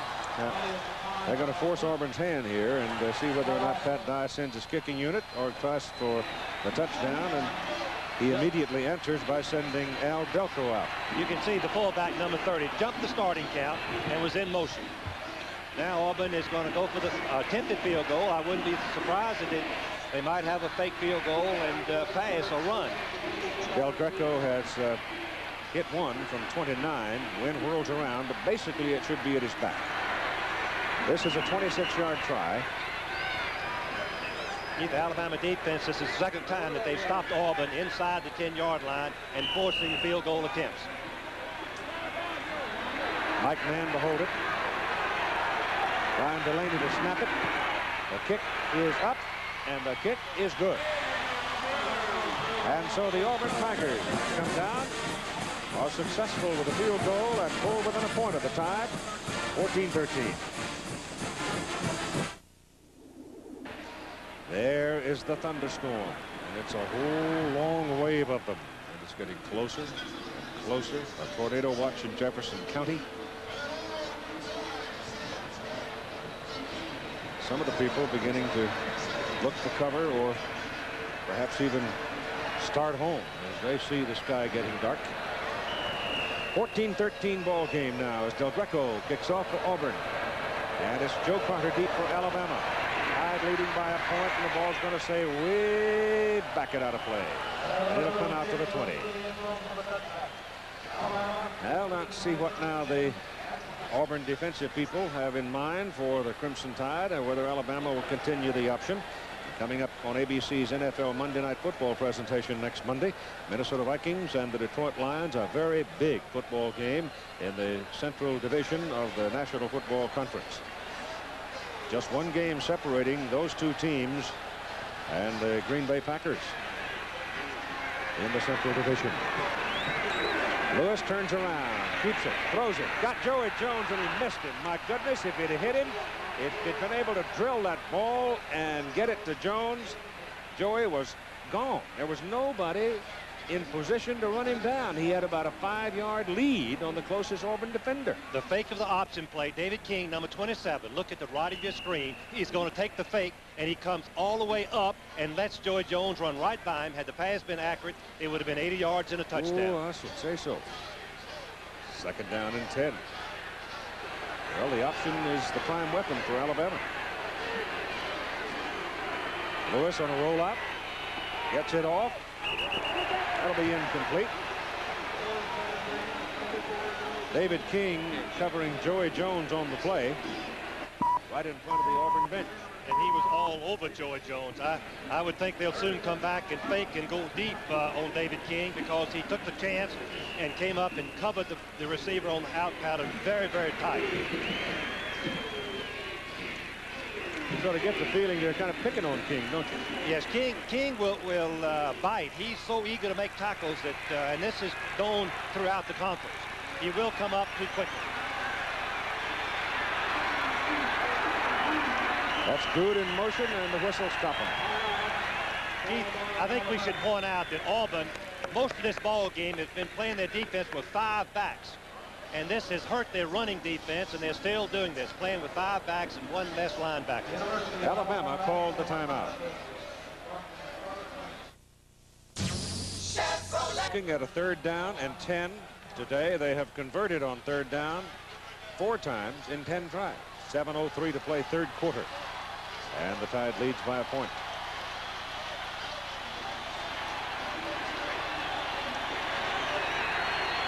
That's Jones in motion. And Lewis back. They're going to get it. Fumbles the football. Auburn will not get it. Goes all the way across the field and out of bounds. Gerald Robinson came looping from the blind side and walloped Walter Lewis. Walter lost the ball. 2 Auburn men pursuing it and could not catch up with it until it went out of bounds. Gerald Robinson has tremendous speed coming from the left of your screen. Runs a 4.6, weighs 220, just a sophomore, makes a great individual effort. Once again, I think we should keep pointing out Auburn's defense has been able this year to come up with a big play when it's most needed, and that was a typical illustration of it. And they should get the football and very good field position, because Malcolm Simmons now is going to be standing back around his goal line. The ball tumbling out of bounds back inside the 10 at the 9. So out of the end zone, steps to the goal line, hits it up in the air. Wind's going to knock it down. Lionel James coming up, calling fair catch. The wind blows it back down the field, and Alabama finally stops the roll on it. And here's Auburn camped on Alabama's front porch after a 17-yard punt.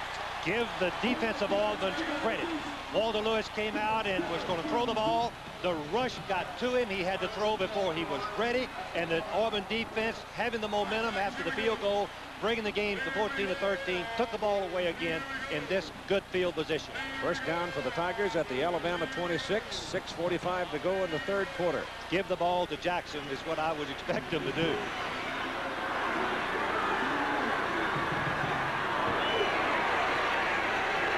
Campbell better hurry. He does. Jackson is chased and turned back inside as Lionel James was not able to effect the block out there, and Alabama had two people. They expected the same thing that you called, and they turned him back inside and stopped him down around the 23. Lewis Campbell, the defensive backfield coach at Alabama, told me that we're going to overshift the wide side of the field when the ball is on Auburn's right so that we can stop Jackson and force him to turn it in. Gave him a 2-yard pickup on that and make it second down and about 8. This is given off to Jackson, and he slides past one man, but losing his momentum goes down at the 20, and Cornelius Bennett is in on the play for Alabama. A little misdirection play, but watch this young freshman play. He's unblocked, but he also has the quickness, the presence of mind to see the play, and he's strong enough to go in and trip Bo Jackson after just a short gain. Again, Auburn's in 3rd and 5 situation, been unsuccessful the last 2 times. They've got to throw the ball. Campbell keeps it, dives, goes to the 15, and should have a first down for Auburn. Randy Campbell called his own number and picks up the first down. Alabama did exactly what they wanted to do, force Randy Campbell to keep it to the left side. Watch the bottom of your screen, the left side of the line, do a good job of blocking, particularly on Randy Edwards. They forced Randy Edwards all the way back into the backfield, allowing plenty of room for Randy Campbell to fall and dive for the critical first down. Now Auburn getting closer to the front door as they're sitting at the 15 with a first down.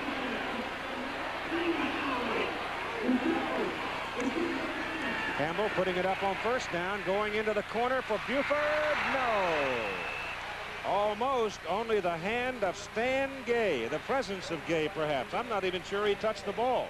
Well, one thing that Campbell is doing, he's throwing into double coverage, something that I know Pat Dye doesn't want. You can see the linebacker, Thomas, number 34, covering him short. So now they have a deep man back there with him, Stan Gay, and Gay cuts in front, takes a chance to go for the ball, and just, let's see. Didn't touch it. Didn't touch it. Just goes right through Buford's hands. Now it's second down.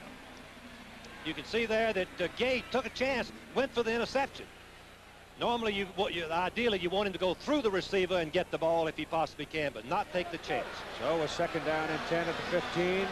Auburn trailing by a point. They take a timeout to talk about matters.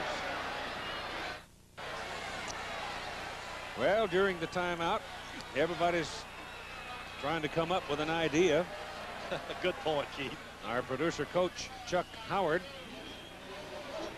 who got a roasting last night from his colleagues at our season-ending party, suggests Ed West, the tight end. Ed has not seen the ball since early in the ball game, back in the first quarter. Drag him across the middle and see what happens. Second down and 10. Nope, they go to Lionel James. And nothing doing.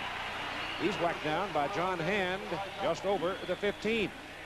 In each of the 3 possessions, the last 3 possessions of Auburn, they've thrown the ball on first down and failed to make a first down and went to, 2 field goals, and now they're 3rd and long again, throwing on first down. And I'm sure Pat Dye's not called it. What's happening is Campbell is changing the play. He looks at it, identifies the coverage, and goes for the pass, but it's been incomplete each time. All right, they got West flexed out wide now this time, so he's not in a tight position, but a wide receiver position. Set up a screen for Lionel James, and he cannot get back to the line of scrimmage. And I think it's John Hand that messed it up again. Freddie Robinson also up in on the play. It was a blitz an all-out, sell-out blitz by the Alabama defense. Camel had no chance to set it up. The linebacker was right over there on the screen play. And that brings Del Greco in for a 34-yard field goal try at 3:53 of the third quarter as Auburn goes to the lead now. Del Greco has kicked 7 field goals in one ball game against Kentucky. That's up. 6 field goals. And it's good.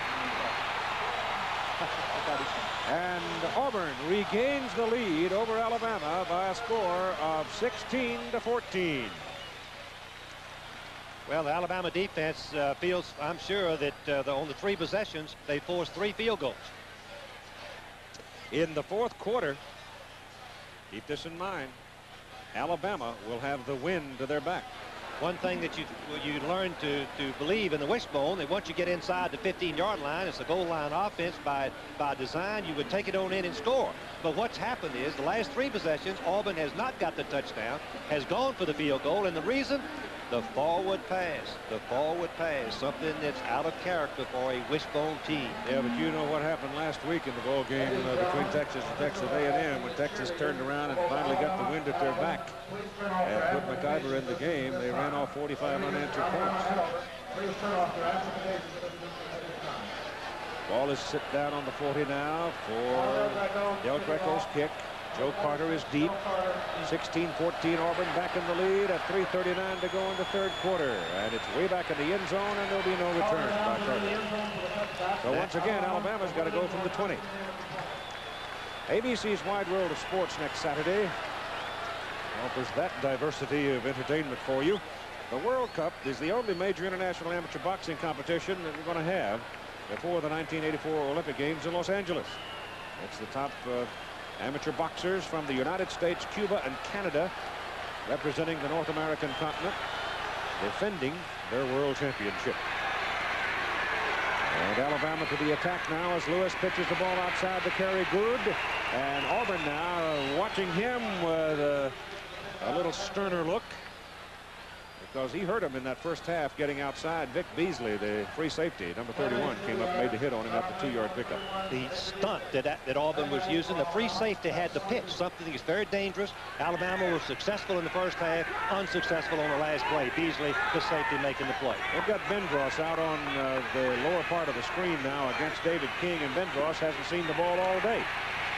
This is Good getting outside and getting across the 30 all the way to the 35, and an Alabama first down. And a very critical first down. The first down, I should say, for Alabama this half.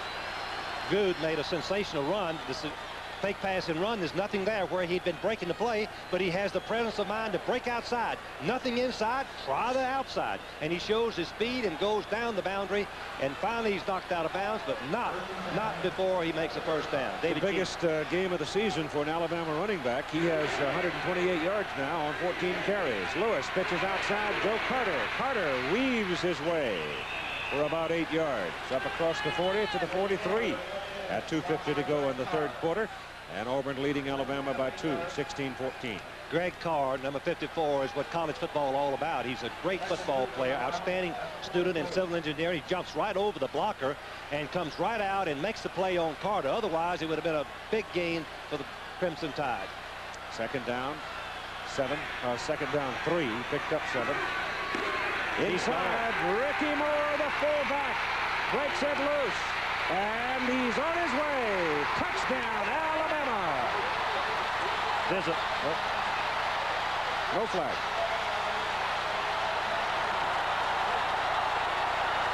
57 yards. How in the world does a fullback run right up the middle, untouched after he breaks the line of scrimmage for a touchdown? It's very simple. When you're in the blitz and your defensive back are chasing receivers all over the field, no one, and I mean no one, knows that Ricky Moore's got the ball. Least of all, David King over on the right of your screen, who is covering the receiver, and finally he realizes that it's not a pass, and he still tries to make the play, but he couldn't bring Ricky Moore down.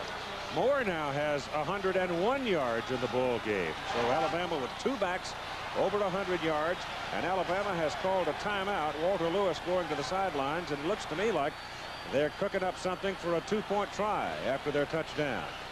with 2:20 to go in the third quarter. 2016 Alabama. If you want it. Well, they figured out what they want to do. They are definitely going for 2. If they can get the 2, then they'll be back to a 6-point lead. If they were to kick the point, they would only lead by 5. Keith, there'd be 7-point lead. 7 point. Yeah. Get back on multiples of 7. Walter Lewis gets away, throws it in the end zone, and it's incomplete. So Lewis, pounding along, suddenly looked back into the center of things, and he saw Preston Garthert and tried to get the ball to him, and he couldn't do it.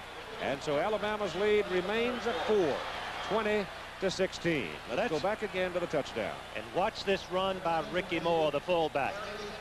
He's going to pop right up the middle. Auburn is in a blitz. The safeties are all firing. So Moore breaks on open field. He says, where is everybody? There's no one there except David King, number 27, who comes across and tries to tackle it high at 180 pounds at 235. No way. Now watch Vendros. You think experience is not important in having a good football team? And number 88 is outside of the blocker on the run. He's decoying King back. Finally, King recognizes the run, but Vendros backs away and says, no, I can't block him. It would be a clip, and he stays off of it, allowing the touchdown run. Pickoff, try to keep it low into the wind. It's picked up short around the 12 by Ed Graham. And Graham comes on back upfield to about the 29. I don't want to belabor the point, Frank, but what's 4 and 2? Is it 16? I'm sorry. I thought that was a 15. You're right. Graham returned that pickoff, and his brother plays for Alabama. Both of them were walk-ons. Ed Graham has earned a scholarship at Auburn. Keith, I read it as 15. I apologize. I thought it was 15. 7 is 22. Andy Campbell gives to Bo Jackson. Jackson's on his way. Goodbye. In your face. 71 yards for Bo Jackson.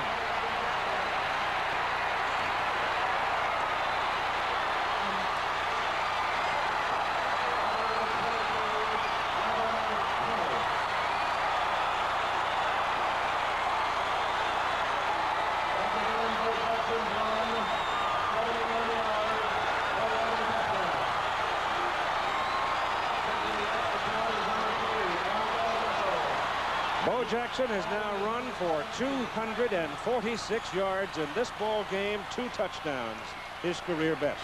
One of the Alabama sports writers said in an article recently, he's the best football player in America that America has never heard of. They will after this. Yeah, I think so. Oh, my goodness. Ricky Moore comes up with a sensational play and runs 57 yards. Jackson answers with a 71-yarder. Keith, I missed the play. I was actually looking to see about the scoreboard, and when I looked up, here is Jackson right now. This is the first time I've seen it, but the block by Agee was the key. And watch the speed, how he accelerates and dodges Robinson, number 21, just enough to pick up his feet. An old running drill that we used to do every day when we didn't have backs like Bo Jackson that could do it naturally. Wide receivers always have to know how to block. On running football teams particularly, now Chris Woods has already made one great block that sprung Jackson to the touchdown. Watch him here. See what he does on Gay, number 28. Gay is a senior, and he gets just enough of the leg right there. Just a beautiful effort by Chris Woods, who was on the opposite side of the run, and he slowed Gay down enough that he couldn't make the play. Good team effort. And Auburn's back on top, 23-20. Del Greco's kickoff with 2 minutes to play. Keith, what's happened That's here? the old Charlie Brown trick. The ball rolled off the tee, and he almost whiffed it. Well, I guess Auburn's going to have to put one of their covering men over to hold the ball. The wind has picked up. Yeah, it's strong. Yes, they're going to have to take one of their coverers out of the coverage. And, of course, Del Greco should kick it out of the end zone. He has on the pass 4 times. Got the wind to his back. What is the score, Keith? I'm not going to say.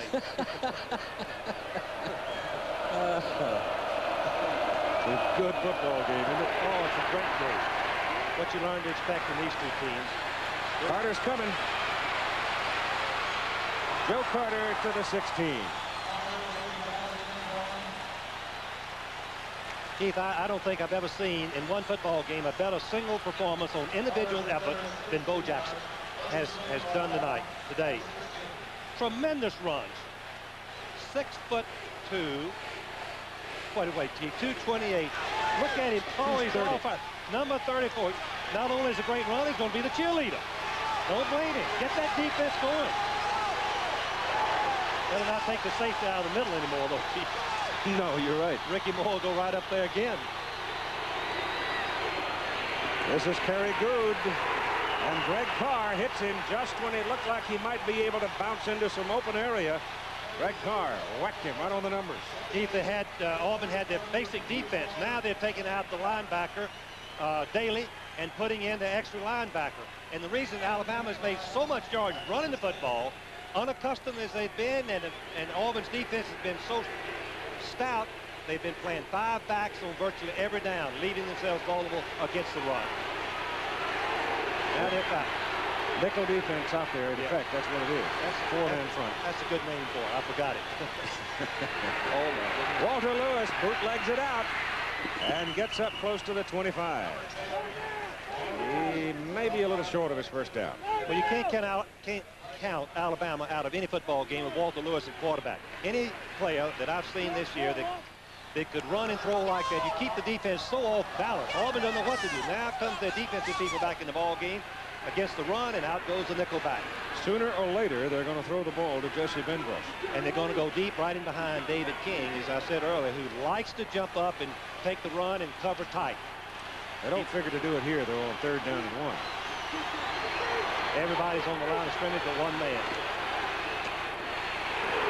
Big Smith, Doug Smith, grabs a hold of Kerry Good, but Good had pretty good line surge there, and I think he's got his first down. 6'6", 260, runs a 4.8. You expect big plays. This is one fine defensive player. The offensive blocker, number 73, Walker, fires by. The play is too delayed. He should have taken a step and tried to turn Smith out instead of firing out and just going to the ground. Smith making another very fine play, number 99. He's had a great ball game. Got his first down by just that much.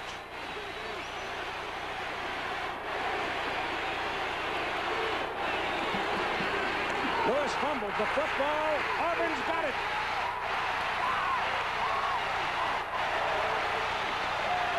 Greg Carr covered it. But the key was the penetration against the option play. Look to the left of your screen. Let's see who gets in the backfield. You can see, oh, he just dropped the ball.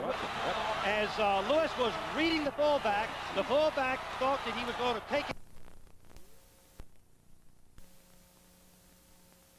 23-20 Auburn. More after this commercial message and a word from our local station. This is Mr. Goodwrench. A close ball game, and we do. Yep. Alabama with 15 first downs to 12, but the running is about the same. Passing, a little bit of edge to Alabama, but look at the total yards. 1 yard difference. Just a sensational football game. Both teams well coached and playing their hearts out. Second down, Auburn on the Alabama 38. Hand the ball off to Lionel James. He goes to the 31. They've got to go inside the 14 to get their first down. After that gimmick play, really, I think a reverse by wide receivers fit somewhat into the gimmick category, and it blew up in their face. But it blew up because Alabama came with a sellout rush, bringing everybody from both sides. No way a gadget play has a chance to work. No way to take their fight. 23-20 the ball game. Auburn leading by 3. 3rd down. 18.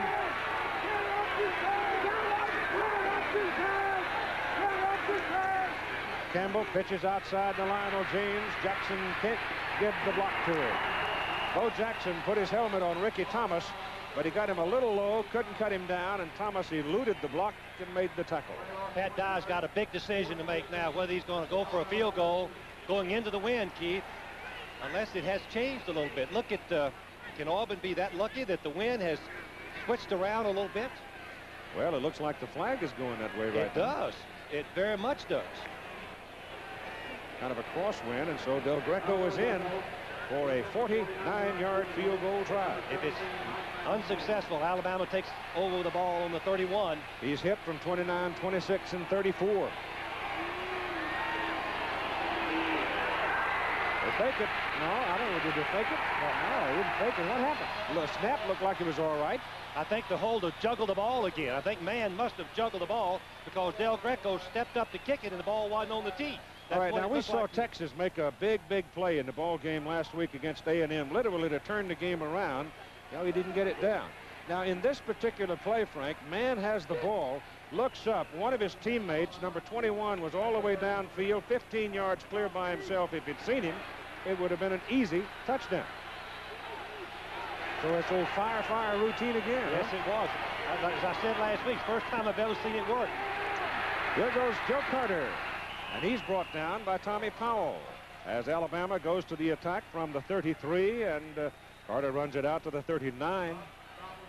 Joe Carter is an interesting story. He was one of the fine young recruits 4 years ago. He's a senior, but this year he'd only carried the ball 39 times coming into this ball game. But he's looked good in this quarter. And Ben Dross is yet to see it. Keep that in mind. 2nd down and 3. Up the middle goes Ricky Moore and gets a first down up at the 45. Going back to the last Auburn possession, I know Pat Dye would love to have that first down play over that he had after the fumble with the momentum. He tried to go for the big play. Alabama, by the defense, stopped it alone. Just by the call of the defense. All-out charge. 12 minutes and 40 seconds to play in the football game.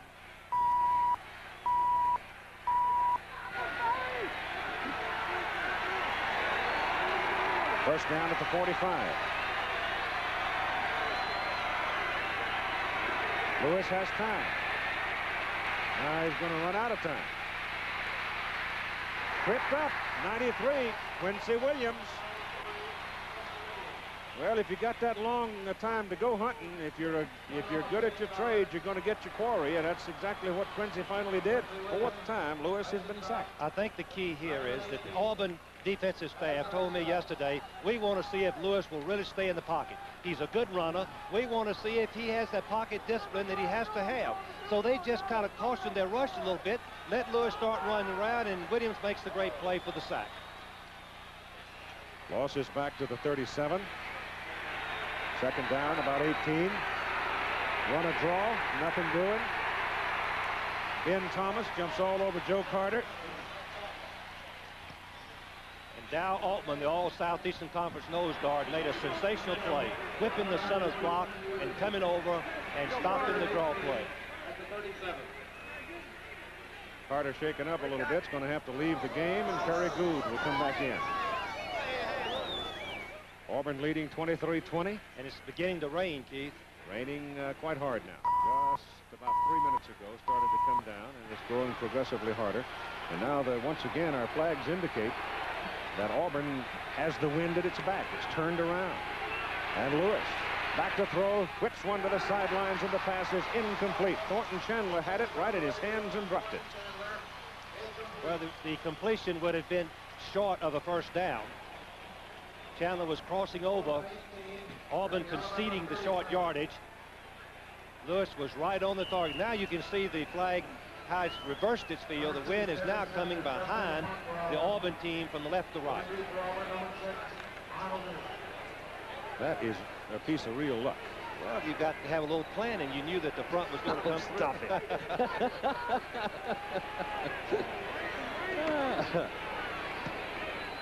Malcolm Simmons kick. No, it was Terry Sanders doing the kicking. It was Sanders kicking, not Simmons. Don't know why. Sanders kicked the time before, Keith. I guess he lost some confidence with Simmons. 10:46 to play on the change of possession. It is now coming down in torrents. Sheets of it tumbling out of that thunderstorm that finally got to town. Miserable right now. My goodness. From the 27, first down for Auburn. They lead 23-20. 10:46 to play in the game. Pitch goes to Bo Jackson. Tries to slash it over the left side and does to the 30. Auburn has gone into a goal line alignment. 2 tight ends, no flankers. You know what the purpose is. They're going to try to keep the ball on the ground and keep the clock running. Control that clock.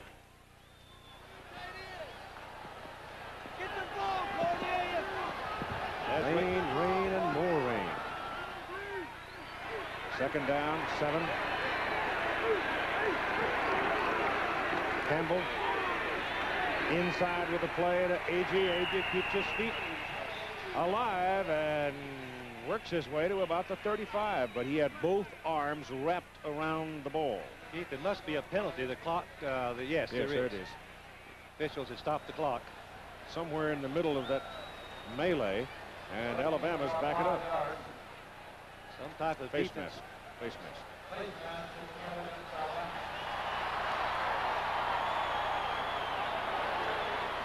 And it was twisting and turning. It was a 15-yard penalty, wasn't it, Keith?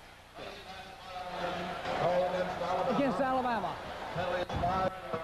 5 yards. 5 yards. And first down. That's right. Look at that rain.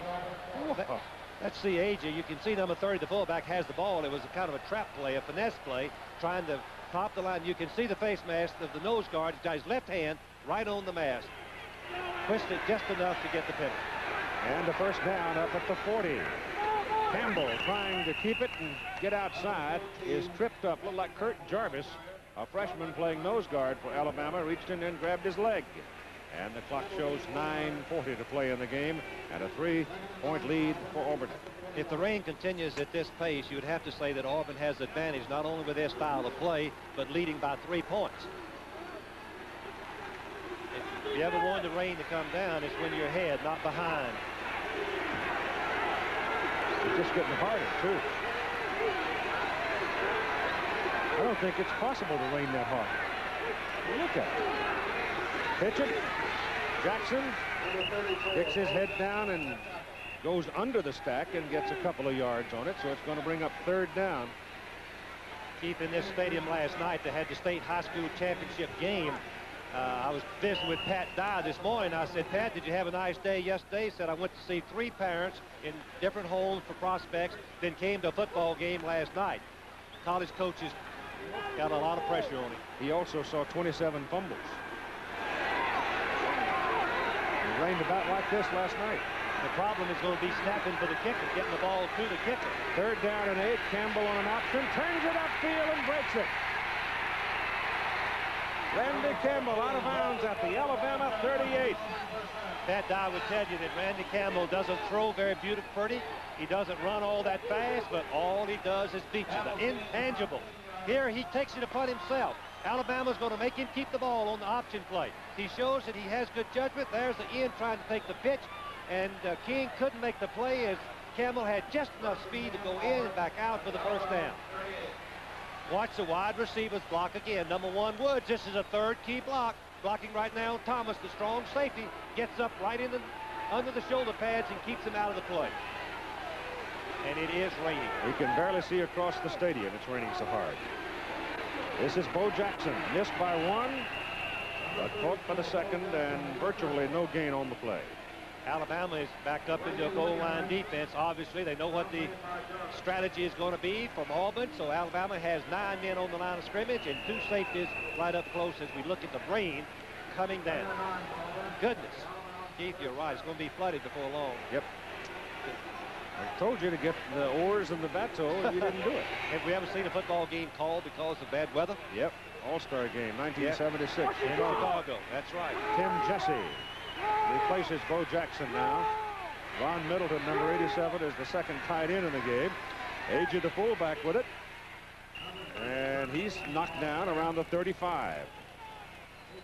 That'll bring up third and long for Auburn. And 7 minutes, 35 seconds.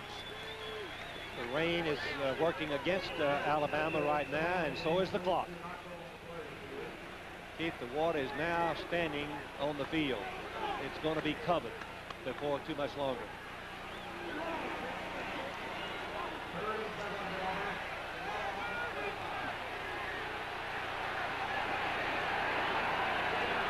Third down and 7. Ball is given off to Lionel James, and he's dropped right at the 35 by Kurt Jarvis. And it brings up 4th down. Randy Edwards, number 96, the right defensive tackle, short yardage. He should be penetrating. He gets in, just swims right through is the term that we use in coaching, inside the offensive left tackle Wallace, and comes in and makes the play on James. So it's 4th down. It's still 7. It's going to be interesting to see if that guy is going to punt the ball, whether he can or not. They've called a timeout, and they charge it to Auburn. So 6 minutes and 34 seconds. Now the clock's still running, but Auburn's called a timeout, so they lost about 5 seconds on that clock. Hey, you're driving half a car. Well, Del Greco is on the field. I'm startled by what I'm seeing. It'll be a 51-yard field goal try under the worst conditions you can possibly imagine. The wind is at his back. But you've got to snap it, Keith. You've got to. Well, they haven't been able to do it twice already. Twice, that's right. On 2 other occasions this ball game, they couldn't operate as a team. The snapper, holder, and kicker. Now he's going to punt. That's the best decision. Yes, it is. I would have kicked every time, and I think most coaches would. I don't know what Pat was trying to do there, but he came back and decided to go ahead and punt the ball. Our producer, Chuck Howard, said he was listening to him. Lewis Colbert. Well, now the snap. That's the key. You tell your punter, catch the ball. Don't worry about kicking it. Catch it. Just over his head. Get it off. Alabama with a big rush. Oh, he just got it off. And he just barely got it out of there, and he splashes it out of bounds at the 5. He's a good one at it. He's been doing it throughout his career, and he hit it only 29 yards, but think about the efficiency of it. Under these weather conditions, with the rain pelting down, the wind in their face, and Alabama's got the ball at their own 5, trailing by 3. Keith, look how many Alabama white shirts are right on top of it. He got the ball up high, which is what you want to do when you get a rush in a situation like this. All you want to do is kick it high, get it off. And he's worked on this in what we call a wet ball drill. He's had this in practice. In fact, Pat Dye told me they did it last Thursday. They snapped the ball with mud and water all over it, expecting the rain. So when they get in this condition, they execute it, and they did. You've got 6.5 minutes to play. Alabama's 95 yards away from the Auburn goal line, and they're trailing by 3 points, 23-20. It's amazing how many people are still in the stands. Well, the people in this part of the country love their college football. Birmingham's one of the very great college towns in America. I think I just saw my first lightning. Keith, I saw the reflection of some just a few minutes ago coming back over our shoulder.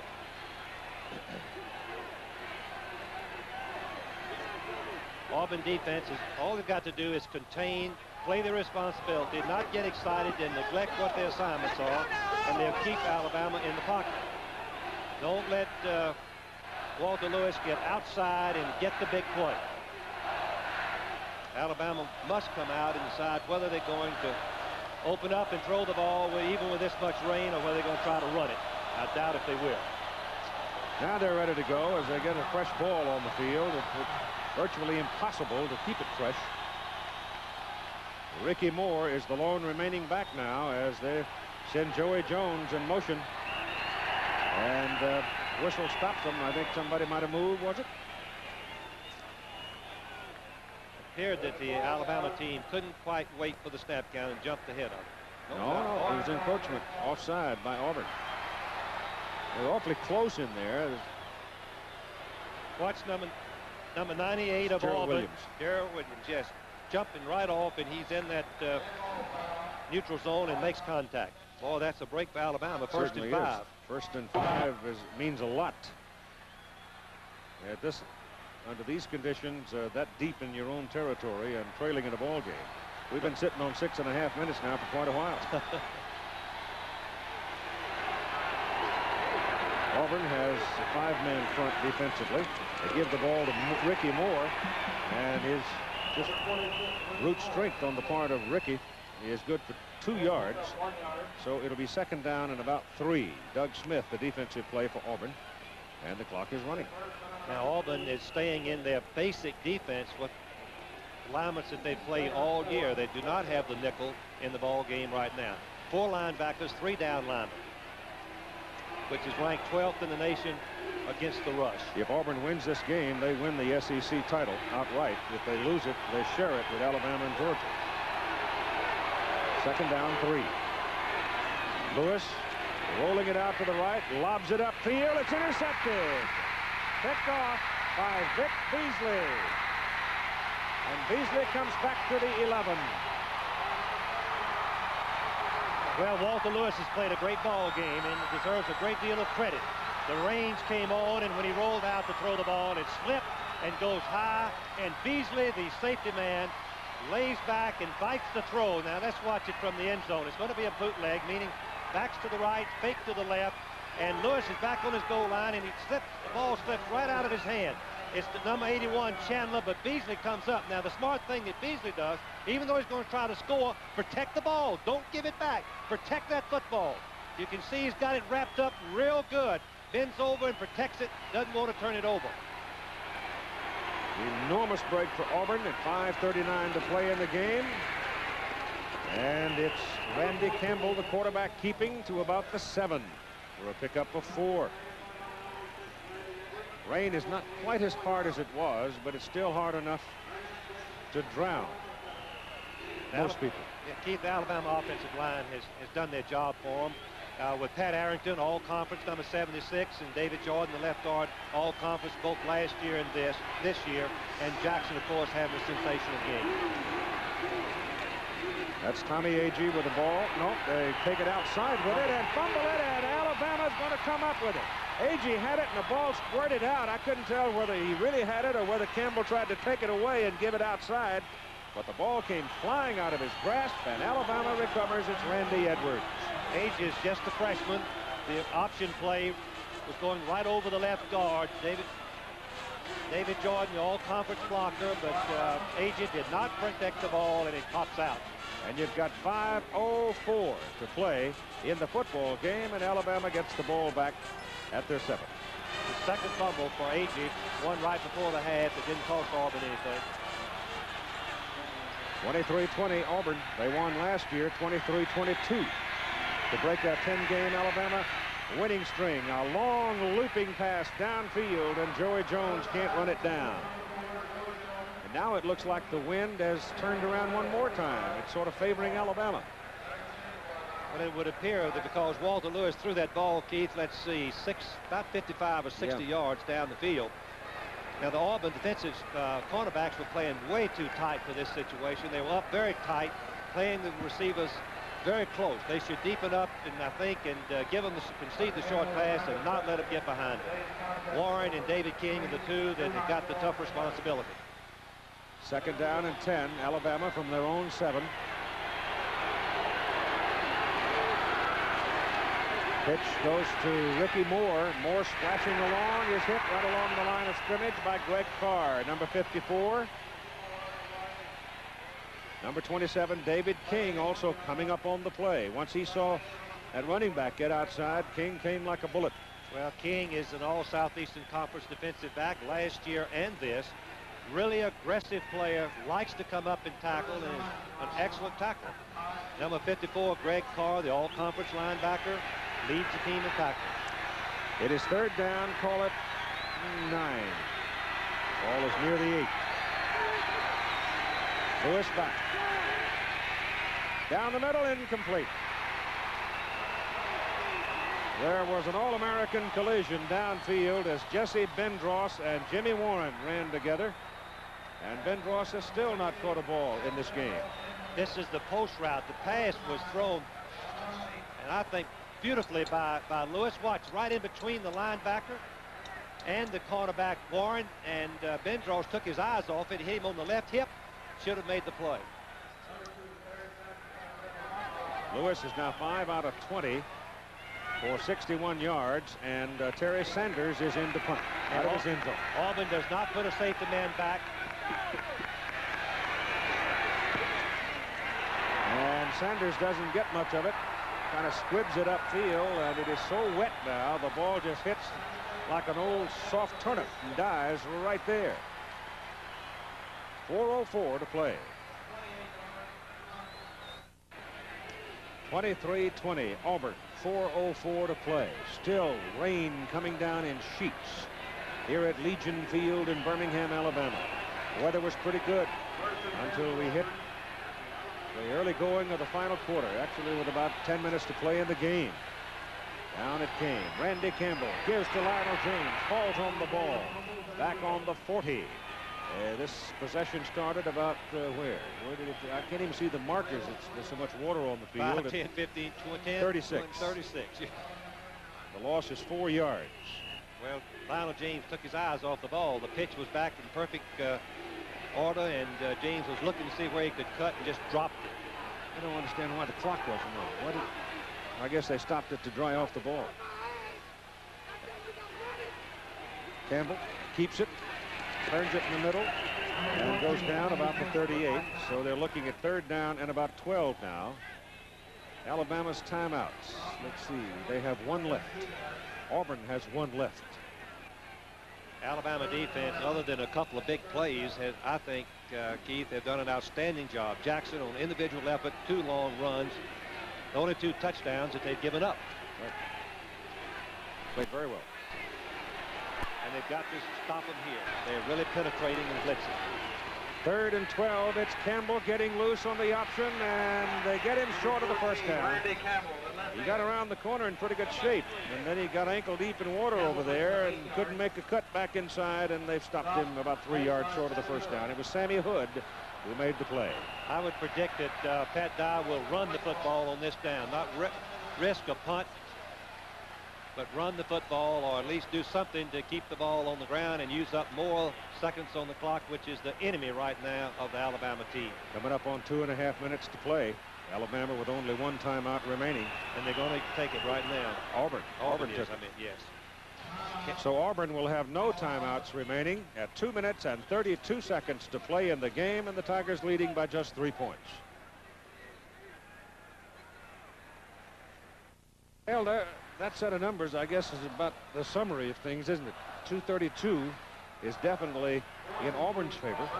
The scoreboard is in their favor.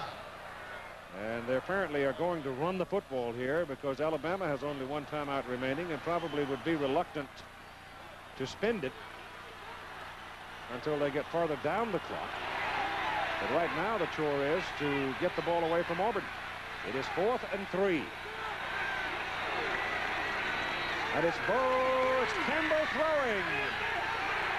That's going to get flagged.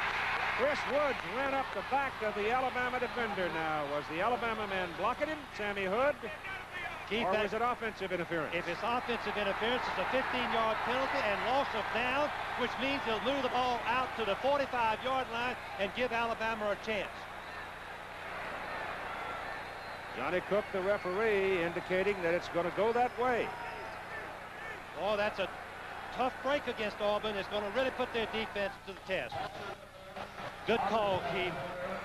Offensive interference against Chris Wood. He ran right up the back of Sammy Hood. Well, we talked about it during the year that the offensive man's responsibility is to dodge the defensive man. Now you can see it's a 15-yard penalty and loss of down. And Alabama ain't dead yet. It's a loss of down. That's a loss of down. So it's 1st down. Obviously, Johnny's equipment is wet. Sorting out on him. 2 minutes and 26 seconds to play in the ball game. You see the collision there. The offensive man went right up the back of the defensive man. And if I can just figure out where the football is, it's on the 44. What looked like a virtually impossible situation for Alabama now comes to a possibility, if not a probability. Clock will start with 2:26 to play in the ball game, and Lewis back to throw. Can't get it away. Batted down at the line of scrimmage. Might have been Donnie Humphrey that slapped it away. Number 79. Humphrey made all Southeastern Conference in 1981. Number 79, let's watch the bottom of your screen, was redshirted last year with an injury, couldn't play. But he does the great thing. He jumps just at the time and knocks it down with his right hand. Number 79. That's great pass defense there. That's the kind the coaches like. The ball never gets away from the line of scrimmage. 2nd down, 10. Run it. Carrying it is Perry Good, and he goes for a first down as he reaches the Auburn 45. And the clock shows 2 minutes and 10 seconds to play in the game. We must remember that Auburn is only leading by 3 points. I hope I read it right this time. Field goal would still give Auburn an outright championship if they tied. So I think Alabama would go for the touchdown and disdain the field goal. First and 10. Ball on the Auburn 45. Walter Lewis, a little quick one over the middle. It is slapped away and intercepted by Vic Beasley. He was intended for Preston Gothard. Slapped away and into the arms of Vic Beasley with his second interception of the day. Just a tremendous effort by the safety man, leaving his feet as the ball was deflected and scooping it off of the turf for the interception. Another big play. You can see the tight end, number 86, Preston Gothard, is wide open. The ball is right on the target. All he has to do is look it in. But Tommy Powell, number 9, knocks it away. Now watch this effort. Beasley makes a great effort and comes in up with the interception. And Alabama now 3 turnovers in the football game. Auburn with 2. Time remaining, 1 minute 53 seconds. Auburn has the ball and a 3-point lead. Again, all you need to know, really, 1 minute and 53 seconds to play in the football game. A 3-point lead Auburn. Vic Beasley's second interception has given the Tigers the ball at their own 32. Alabama with 1 timeout to play with. Ball goes to Bo Jackson, picks his way through the crowd, gets it across the 35 to the 36. Bo Jackson has had the biggest day of his career. And the most valuable players in today's ball game, the Chevrolet MVPs for Alabama. Defensive tackle, Randy Edwards. He's been a stalwart defensive warrior for the Tide. But Bo Jackson, well, he carried 20 times for 255 yards, 2 touchdowns. Auburn and Alabama each received from Chevrolet $1,000 for their general academic scholarship funds. Auburn with the football, second down and about 8. And you see the time remaining. They can't run it out. Alabama spent its last time out now. They're still going to have to give it up, aren't they? If they don't make a first down, Keith, it will come right down to the very last 10 or 15 seconds before they have to punt the ball. If they were much closer back to their own goal line, they would give them a safety rather than punt it. But right here, I think they would go ahead and punt it.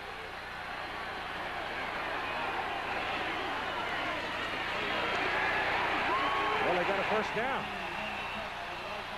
That may slam the door. Randy Campbell, one more time for the War Eagles. The option play is still the toughest to defend in football as we look at Ray Perkins. And now the Auburn staff feeling victory right within their grasp. Now they can run the clock out without snapping the ball. If they want to, they can fall on it and use the 25 seconds between plays, and the ball game will be over, and Auburn will be the champions outright. What a great year for Pat Dye and his team.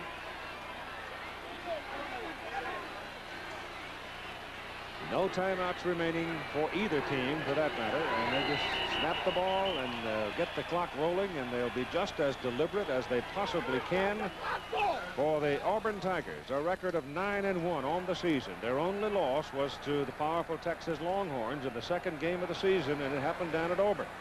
But since that time, they rolled off a succession of victories.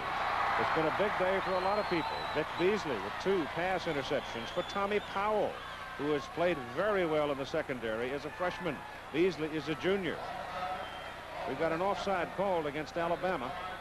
So that's 5 yards to bring up first down and 5. That did, however, stop the clock at 1:10 to play in the game. But they started back, Keith, on penalties now in college. Right. So they wind the clock down. I must say that both coaching staffs have done a tremendous job. The Alabama offensive scheme to take advantage of the strong Auburn defense was outstanding. Adding the option play and making big yardage on it. Auburn will go on to play Michigan in the Sugar Bowl January 2nd in the evening here on ABC television. Alabama will go out to the Sun Bowl to play SMU. And now the clock is rolling again. They've got to get one more snap off. And so in their first meeting, Pat Dye has bested Ray Perkins by a score of 23-20. The outcome of the game at this juncture is academic. Pat James told me this morning, he said, Frank, Pat Dye told me this morning, all we've done is just churn, and the cream has come to the top this year. Outstanding leadership in this second half, Keith. They asserted themselves much better than they did in the first half of this ball game.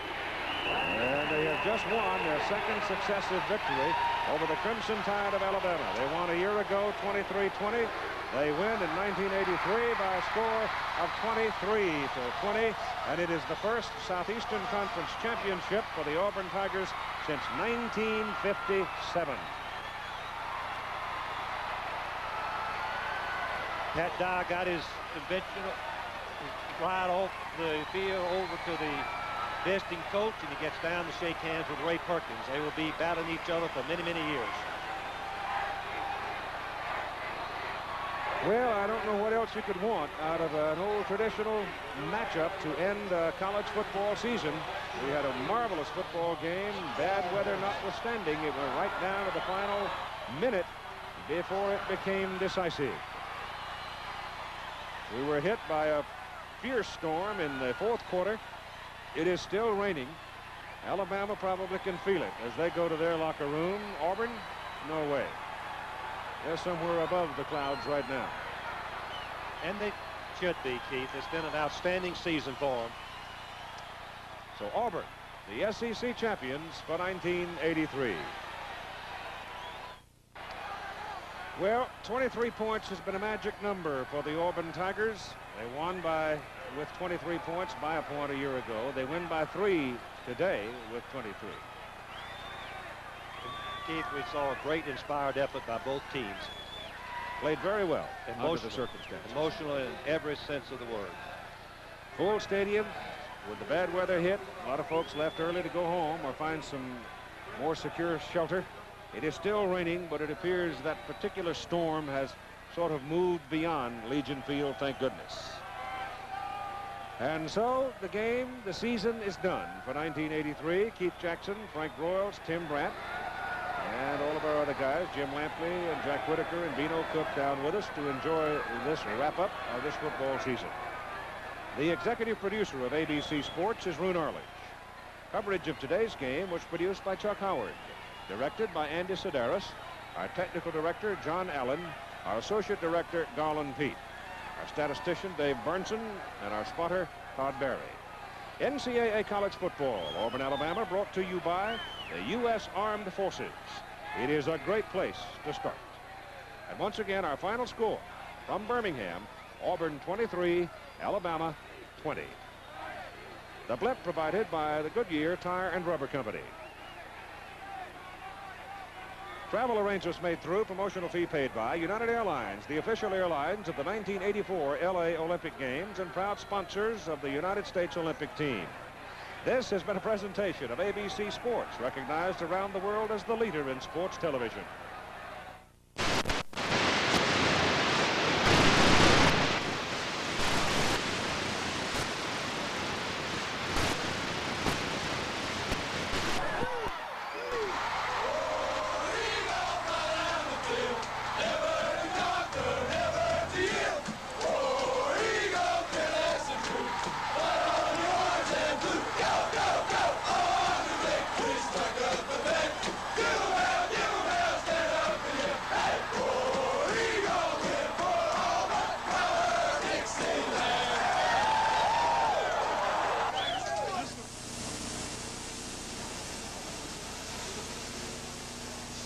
Been a meaningful year.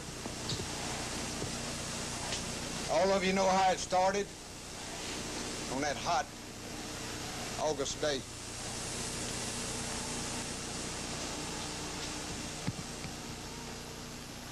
I think it's made better men out of all of us. I hope it has. The Auburn Football Review with Coach Pat Dye. Brought to you by the Colonial Company, and by Pepsi-Cola and your local Pepsi-Cola bottler, and by Long's Electronics, tomorrow's electronics today, and by Sunnyland, put a little sun on your bun, and by Federated Guarantee, life insurance for the ones you love. Welcome to the Auburn Football Review. Unless you were in a cave or, I guess, a coma, you know that Auburn defeated Alabama 23-20 yesterday in sideways rain at Legion Field, but it was still a great victory. I feel I just, I feel like we got a lot to be thankful for. The season has been as much fun as anyone I've ever been around, and our players have made it that way. Our coaching staff has done a great job, and the leadership on the football team has been tremendous. We haven't had any discipline problems. They've worked, they've done everything we've asked them to do, and then some. And they did the same thing last night. You know, we didn't play very well defensively the first half last night and came back the second half and held Alabama, I guess, to 6 points and 100 yards. And just so many things to be thankful for. The entire Auburn family, the students, faculty, administration, Auburn alumni and fans. It's been a great season and one that will go down in the history books now. And I think the game yesterday certainly established the fact that our football program is back in the competition. I think so. That was the 8th top 20 team you played yesterday. Well, I'd like to congratulate Coach Perkins and the Alabama football team because they were certainly well prepared and, they played as hard as, they could play. And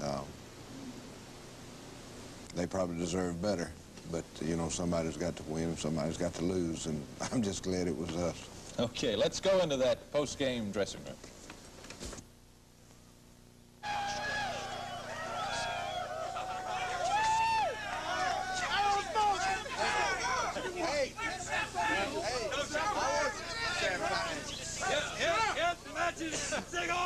Hey, he knew we wasn't supposed to have him over there till we won it all.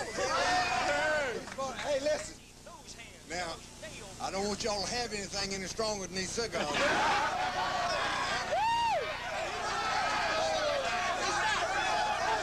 was thought of her, but I knew they weren't going to score on us. I knew they might tie us if anything, but they weren't going to win the ball game.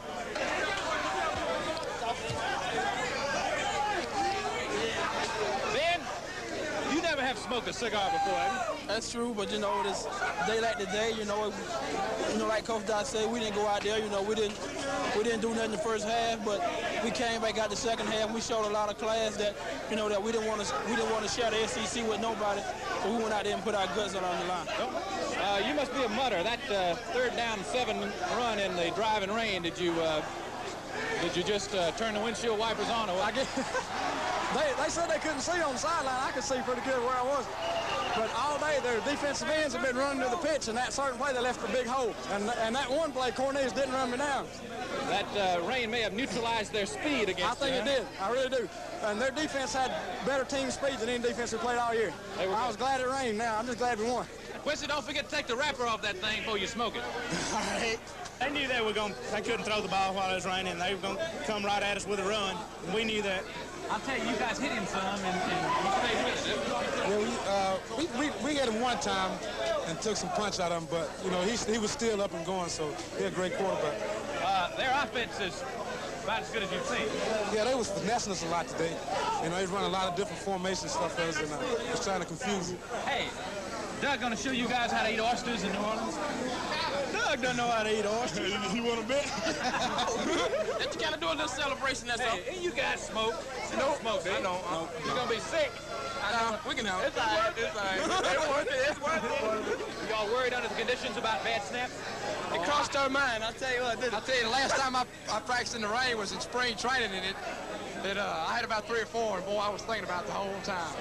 It was a great win for us, but I don't think none of the fellas here are accepting the win without Greg. I think, they've been thinking about him a great deal, and I just want to take this time to say, hey, Greg, the season was for you, and I think we did a hell of a job for you. And we just got one more to go, and it's Michigan in the Sugar Bowl. And, hey, buddy, we're going to get that one for you. I'm saying this for myself and your teammates also. Legion Field, Birmingham. They came anyway, even though the weather was very bad and tornado warnings out, but they came. Phil, I was concerned about the ball game, and not so much that I'm just concerned that everything in the papers have been said. Here's a great day for that young man right there. What a Eddie story. Graham walked on at Auburn, put him on scholarship, returned the opening kickoff. His brothers will walk on at Alabama. And the family are Alabama fans for 50 years, I guess. Well, I tell you what, I think we've got a few Auburn fans in the family now.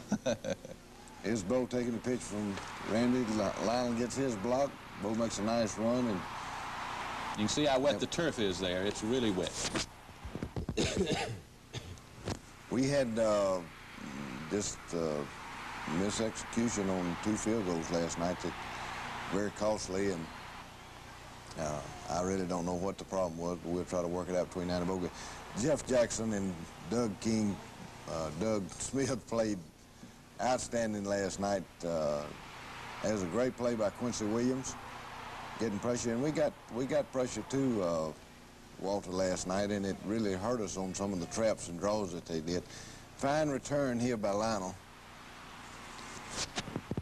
Getting to the corner. Good blocking by the defensive football team. We decided to go with Lionel last night rather than Trey Gaines. Trey is just as good as Lionel as far as catching the football. We felt like that Lionel might have a little more better chance to give us a big run off of the punting game, but and that was a good return right there. But we couldn't move it. And Lewis Colbert, great play right there by Danny Robinson, downs the ball at the 1-yard line. Lewis Colbert and Brian Delaney snapping on the punch as the ball's laying on the ground there, but Walter gets back on it, and it was a draw play that hurt us last night. And I'm going to tell you what, folks, the Alabama people have got a lot of thrills coming from that guy right there, because he is truly a great running back. Freshman Kerry Good, that's got great speed and just vision and just a very talented player. You're right about that. Walter did not. It was a fine play by pressure, and of course we keep him in the pocket, and Ben Thomas comes up with the sack. And again, there's Kerry Good. You can see him. He's got great acceleration. I tell you, he is just, you can watch him, and that guy's got some ability. Of course, that one right there is a big horse, too, that can play. Ben Thomas makes a play, but, you know, the second half we came back and we shut down that running game pretty good. Great play by John Daly and Donnie Humphrey and Gerald Robinson back there. Van Tiffen will try. That took him out of field goal range right there. That might have been the biggest play in the ball game. You never know which one's going to win the game for you, and that one could have very well been the one that did it. 48-yarder there, he missed. Watch this one. Here it is. It's a great play by Bo. Alabama does a great job of stopping the sweep. Bo reverses his field, comes back, and Randy Campbell gets a key block on it, along with Chris Woods right there to get Bo into the end zone. We'll see it again, and watch Campbell. He'll just come in the screen with the block. Right, and he blocks Stan Gay right there and set Bo free. And then, of course, Chris Wood is hustling and outruns Robinson and makes the last block to get him in the end zone, and that put us ahead 7-0. Alabama comes right back. Doesn't take them long. They have got great talent on offense, and we had our kicking game. I was just very, very, if we take out those 2 field goal plays, our kicking game was just out of this world yesterday. Here comes Good again. Here's something. It was a 3rd and 1 play. Alabama's kicking game had been, some phases of it had been great all year long. So I think they had scored 4 times on defense on the kicking game. Here's Walter. Now, his way's very dangerous. Stand back there. We didn't get good pressure on him then. We had a 5-man rush playing man coverage, and if you got to make him put the ball up quicker than that, and we didn't, and Joey Jones got a loose. You can't cover him that long, and he got open for the touchdown. We come right back now, and I believe we're going to take it down and kick a field goal. Les throwing to Clayton and comes back and hands it off to Bo. And we didn't put in a lot. Knew that was a play there. We hadn't run a lot all year long. The counter dive, Bo's coming back on a little short side sweep. And good teams don't usually put in much, do they? No, they don't. And Alabama didn't either. They had a great game plan for us and executed it very well.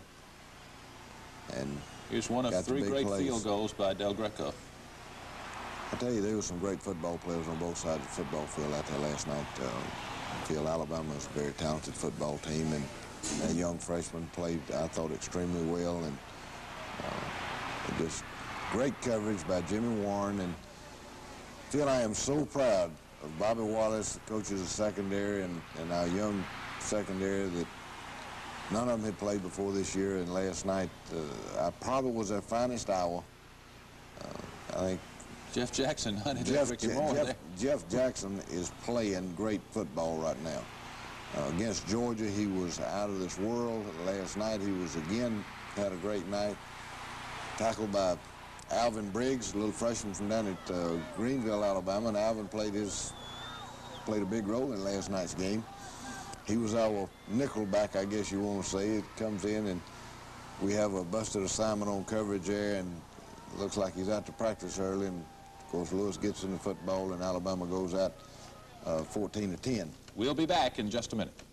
University staff who have worked so hard and so effectively this year. You know, they did a great job of coaching this year, but it started long before this year, Phil, and we've been so fortunate to keep them together as a staff. Neil Calloway coaches our offensive line, along with James Daniels. They're two great ones. I'm talking about great people in addition to being great coaches. Bobby Wallace, had to be a big night for Bobby last night in his secondary. Coach Wayne Boat played for us at East Carolina. Wish I could get Wayne to go on a diet. Wayne Harrell coaches the defensive line, had 3 all-conference players, did a great job. Larry Blakeney played at Auburn, coaches our wide receivers, just super. Jack Crow coordinates our offense, coaches the quarterbacks. Bud Casey coaches the running backs, coaches Bo and Lionel. Does a super job in every area. Frank Ogle coaches the linebackers. Joe Whitt coaches the defensive ends. Joe and James both came out of the high school ranks here in Georgia. Tim Stowers has been at Auburn for a while and coaches of scout teams, and our scout team's done a great job for us all year long. It's just been very instrumental in the success we've had because we've had such a good picture in practice. Okay, down 14-10 at the half. Let's get back out there, and the great Auburn band. Sue said our band was outstanding again. They got under the stands before the rain came, because if you've ever been wet in a pure wool uniform, well, you know I don't know anything about that. I know how it feels to get wet in a cotton shirt and a tie. But our band has done a super job for us all year long, and Dr. Walls and the members of his team certainly need to be congratulated. They got a lot of class to Auburn football. And they are fans, too. University. They are real fans. First play right there, I think, is Doug Smith, and Doug again. The key is stopping them. Stop them first 3 times. You got the momentum in the third quarter right after the half is so important, and great play right there by Doug Smith. Quincy Williams is out there. Greg Carr comes in for a cleanup along with Donnie Humphrey and Ben Thomas. That was 3rd and 1, too. Big play. Gets us the ball back, and we have a chance to make something happen here. Bo is running, slipping, and dodging, and ducking, and gaining yards. 2nd and 7 at the 44. Randy's calling the plays. Here's a fine run by Lionel, and that's Bo's little big brother. And they're just one of the finest relationships you've ever seen. Just the way they... It's Randy on a fine play to Chris Woods. When it wasn't raining, the wind was swirling all day. I'm sure it made passing difficult. It was, and Chris Woods had a great career at Auburn. Here comes Bo on a crucial 3rd and 8 situation, picks up the first down, keeps the drive alive, breaks a tackle here. He's just so strong and just unbelievable. We can't get it in, and Bill Greco, Allen comes in and kicks a field goal and makes it 13-14. 26-yarder. Here we come back on defense again, and this is a great series for us right here. Great coverage on Joey Jones by David King on the bootleg pass. Again, pressure, super effort right there. Calls fumbled by Gerald Robinson, and Gerald Robinson, a big sophomore defensive end, is a great player. Doug Smith. Doug looks a lot meaner than he really is, because he's just a big old fine human being that is easy going and he plays a lot meaner than he is too. Gentle as he can be. Alabama does a great job down close to the goal line, and we end up kicking another field goal and go ahead 16-14. 34-yarder there for Del Greco. Would have been nice there. We come back on defense again, and again as Jeff Jackson and Victor Beasley. Victor Beasley had a great night last night, and lightning strikes here. run a handoff, and a big fullback, Ricky Moore, goes, what, 60 yards or 50 yards or whatever it was. This is a big play in the ball game right here now. They go for 2, and good pressure by Doug Smith, and the game is 20 to 16. Eddie Graham again on the kickoff return, gets it out to the 30. Bo Jackson, 71 yards on the first play from scrimmage, and that's what you call answering the call right there. How many times has Auburn answered a big touchdown? I don't know, but that guy right there, there's a fine block by Lionel. As I said earlier, Bo's little big brother, and you can't see it in the film right here, but Chris Wood blocked number 28 right there and kept him from getting in position to make the play. I mean, with a great, great effort. Backside. The scoring is over. Doug Smith again. But the thrills aren't. That's right. There's still, you can see it's going to be scratching and biting on both sides right there. Walter fumbles, and this is a big play by Alabama. We had the ball in great field position to take it in and get another one. We run a reverse.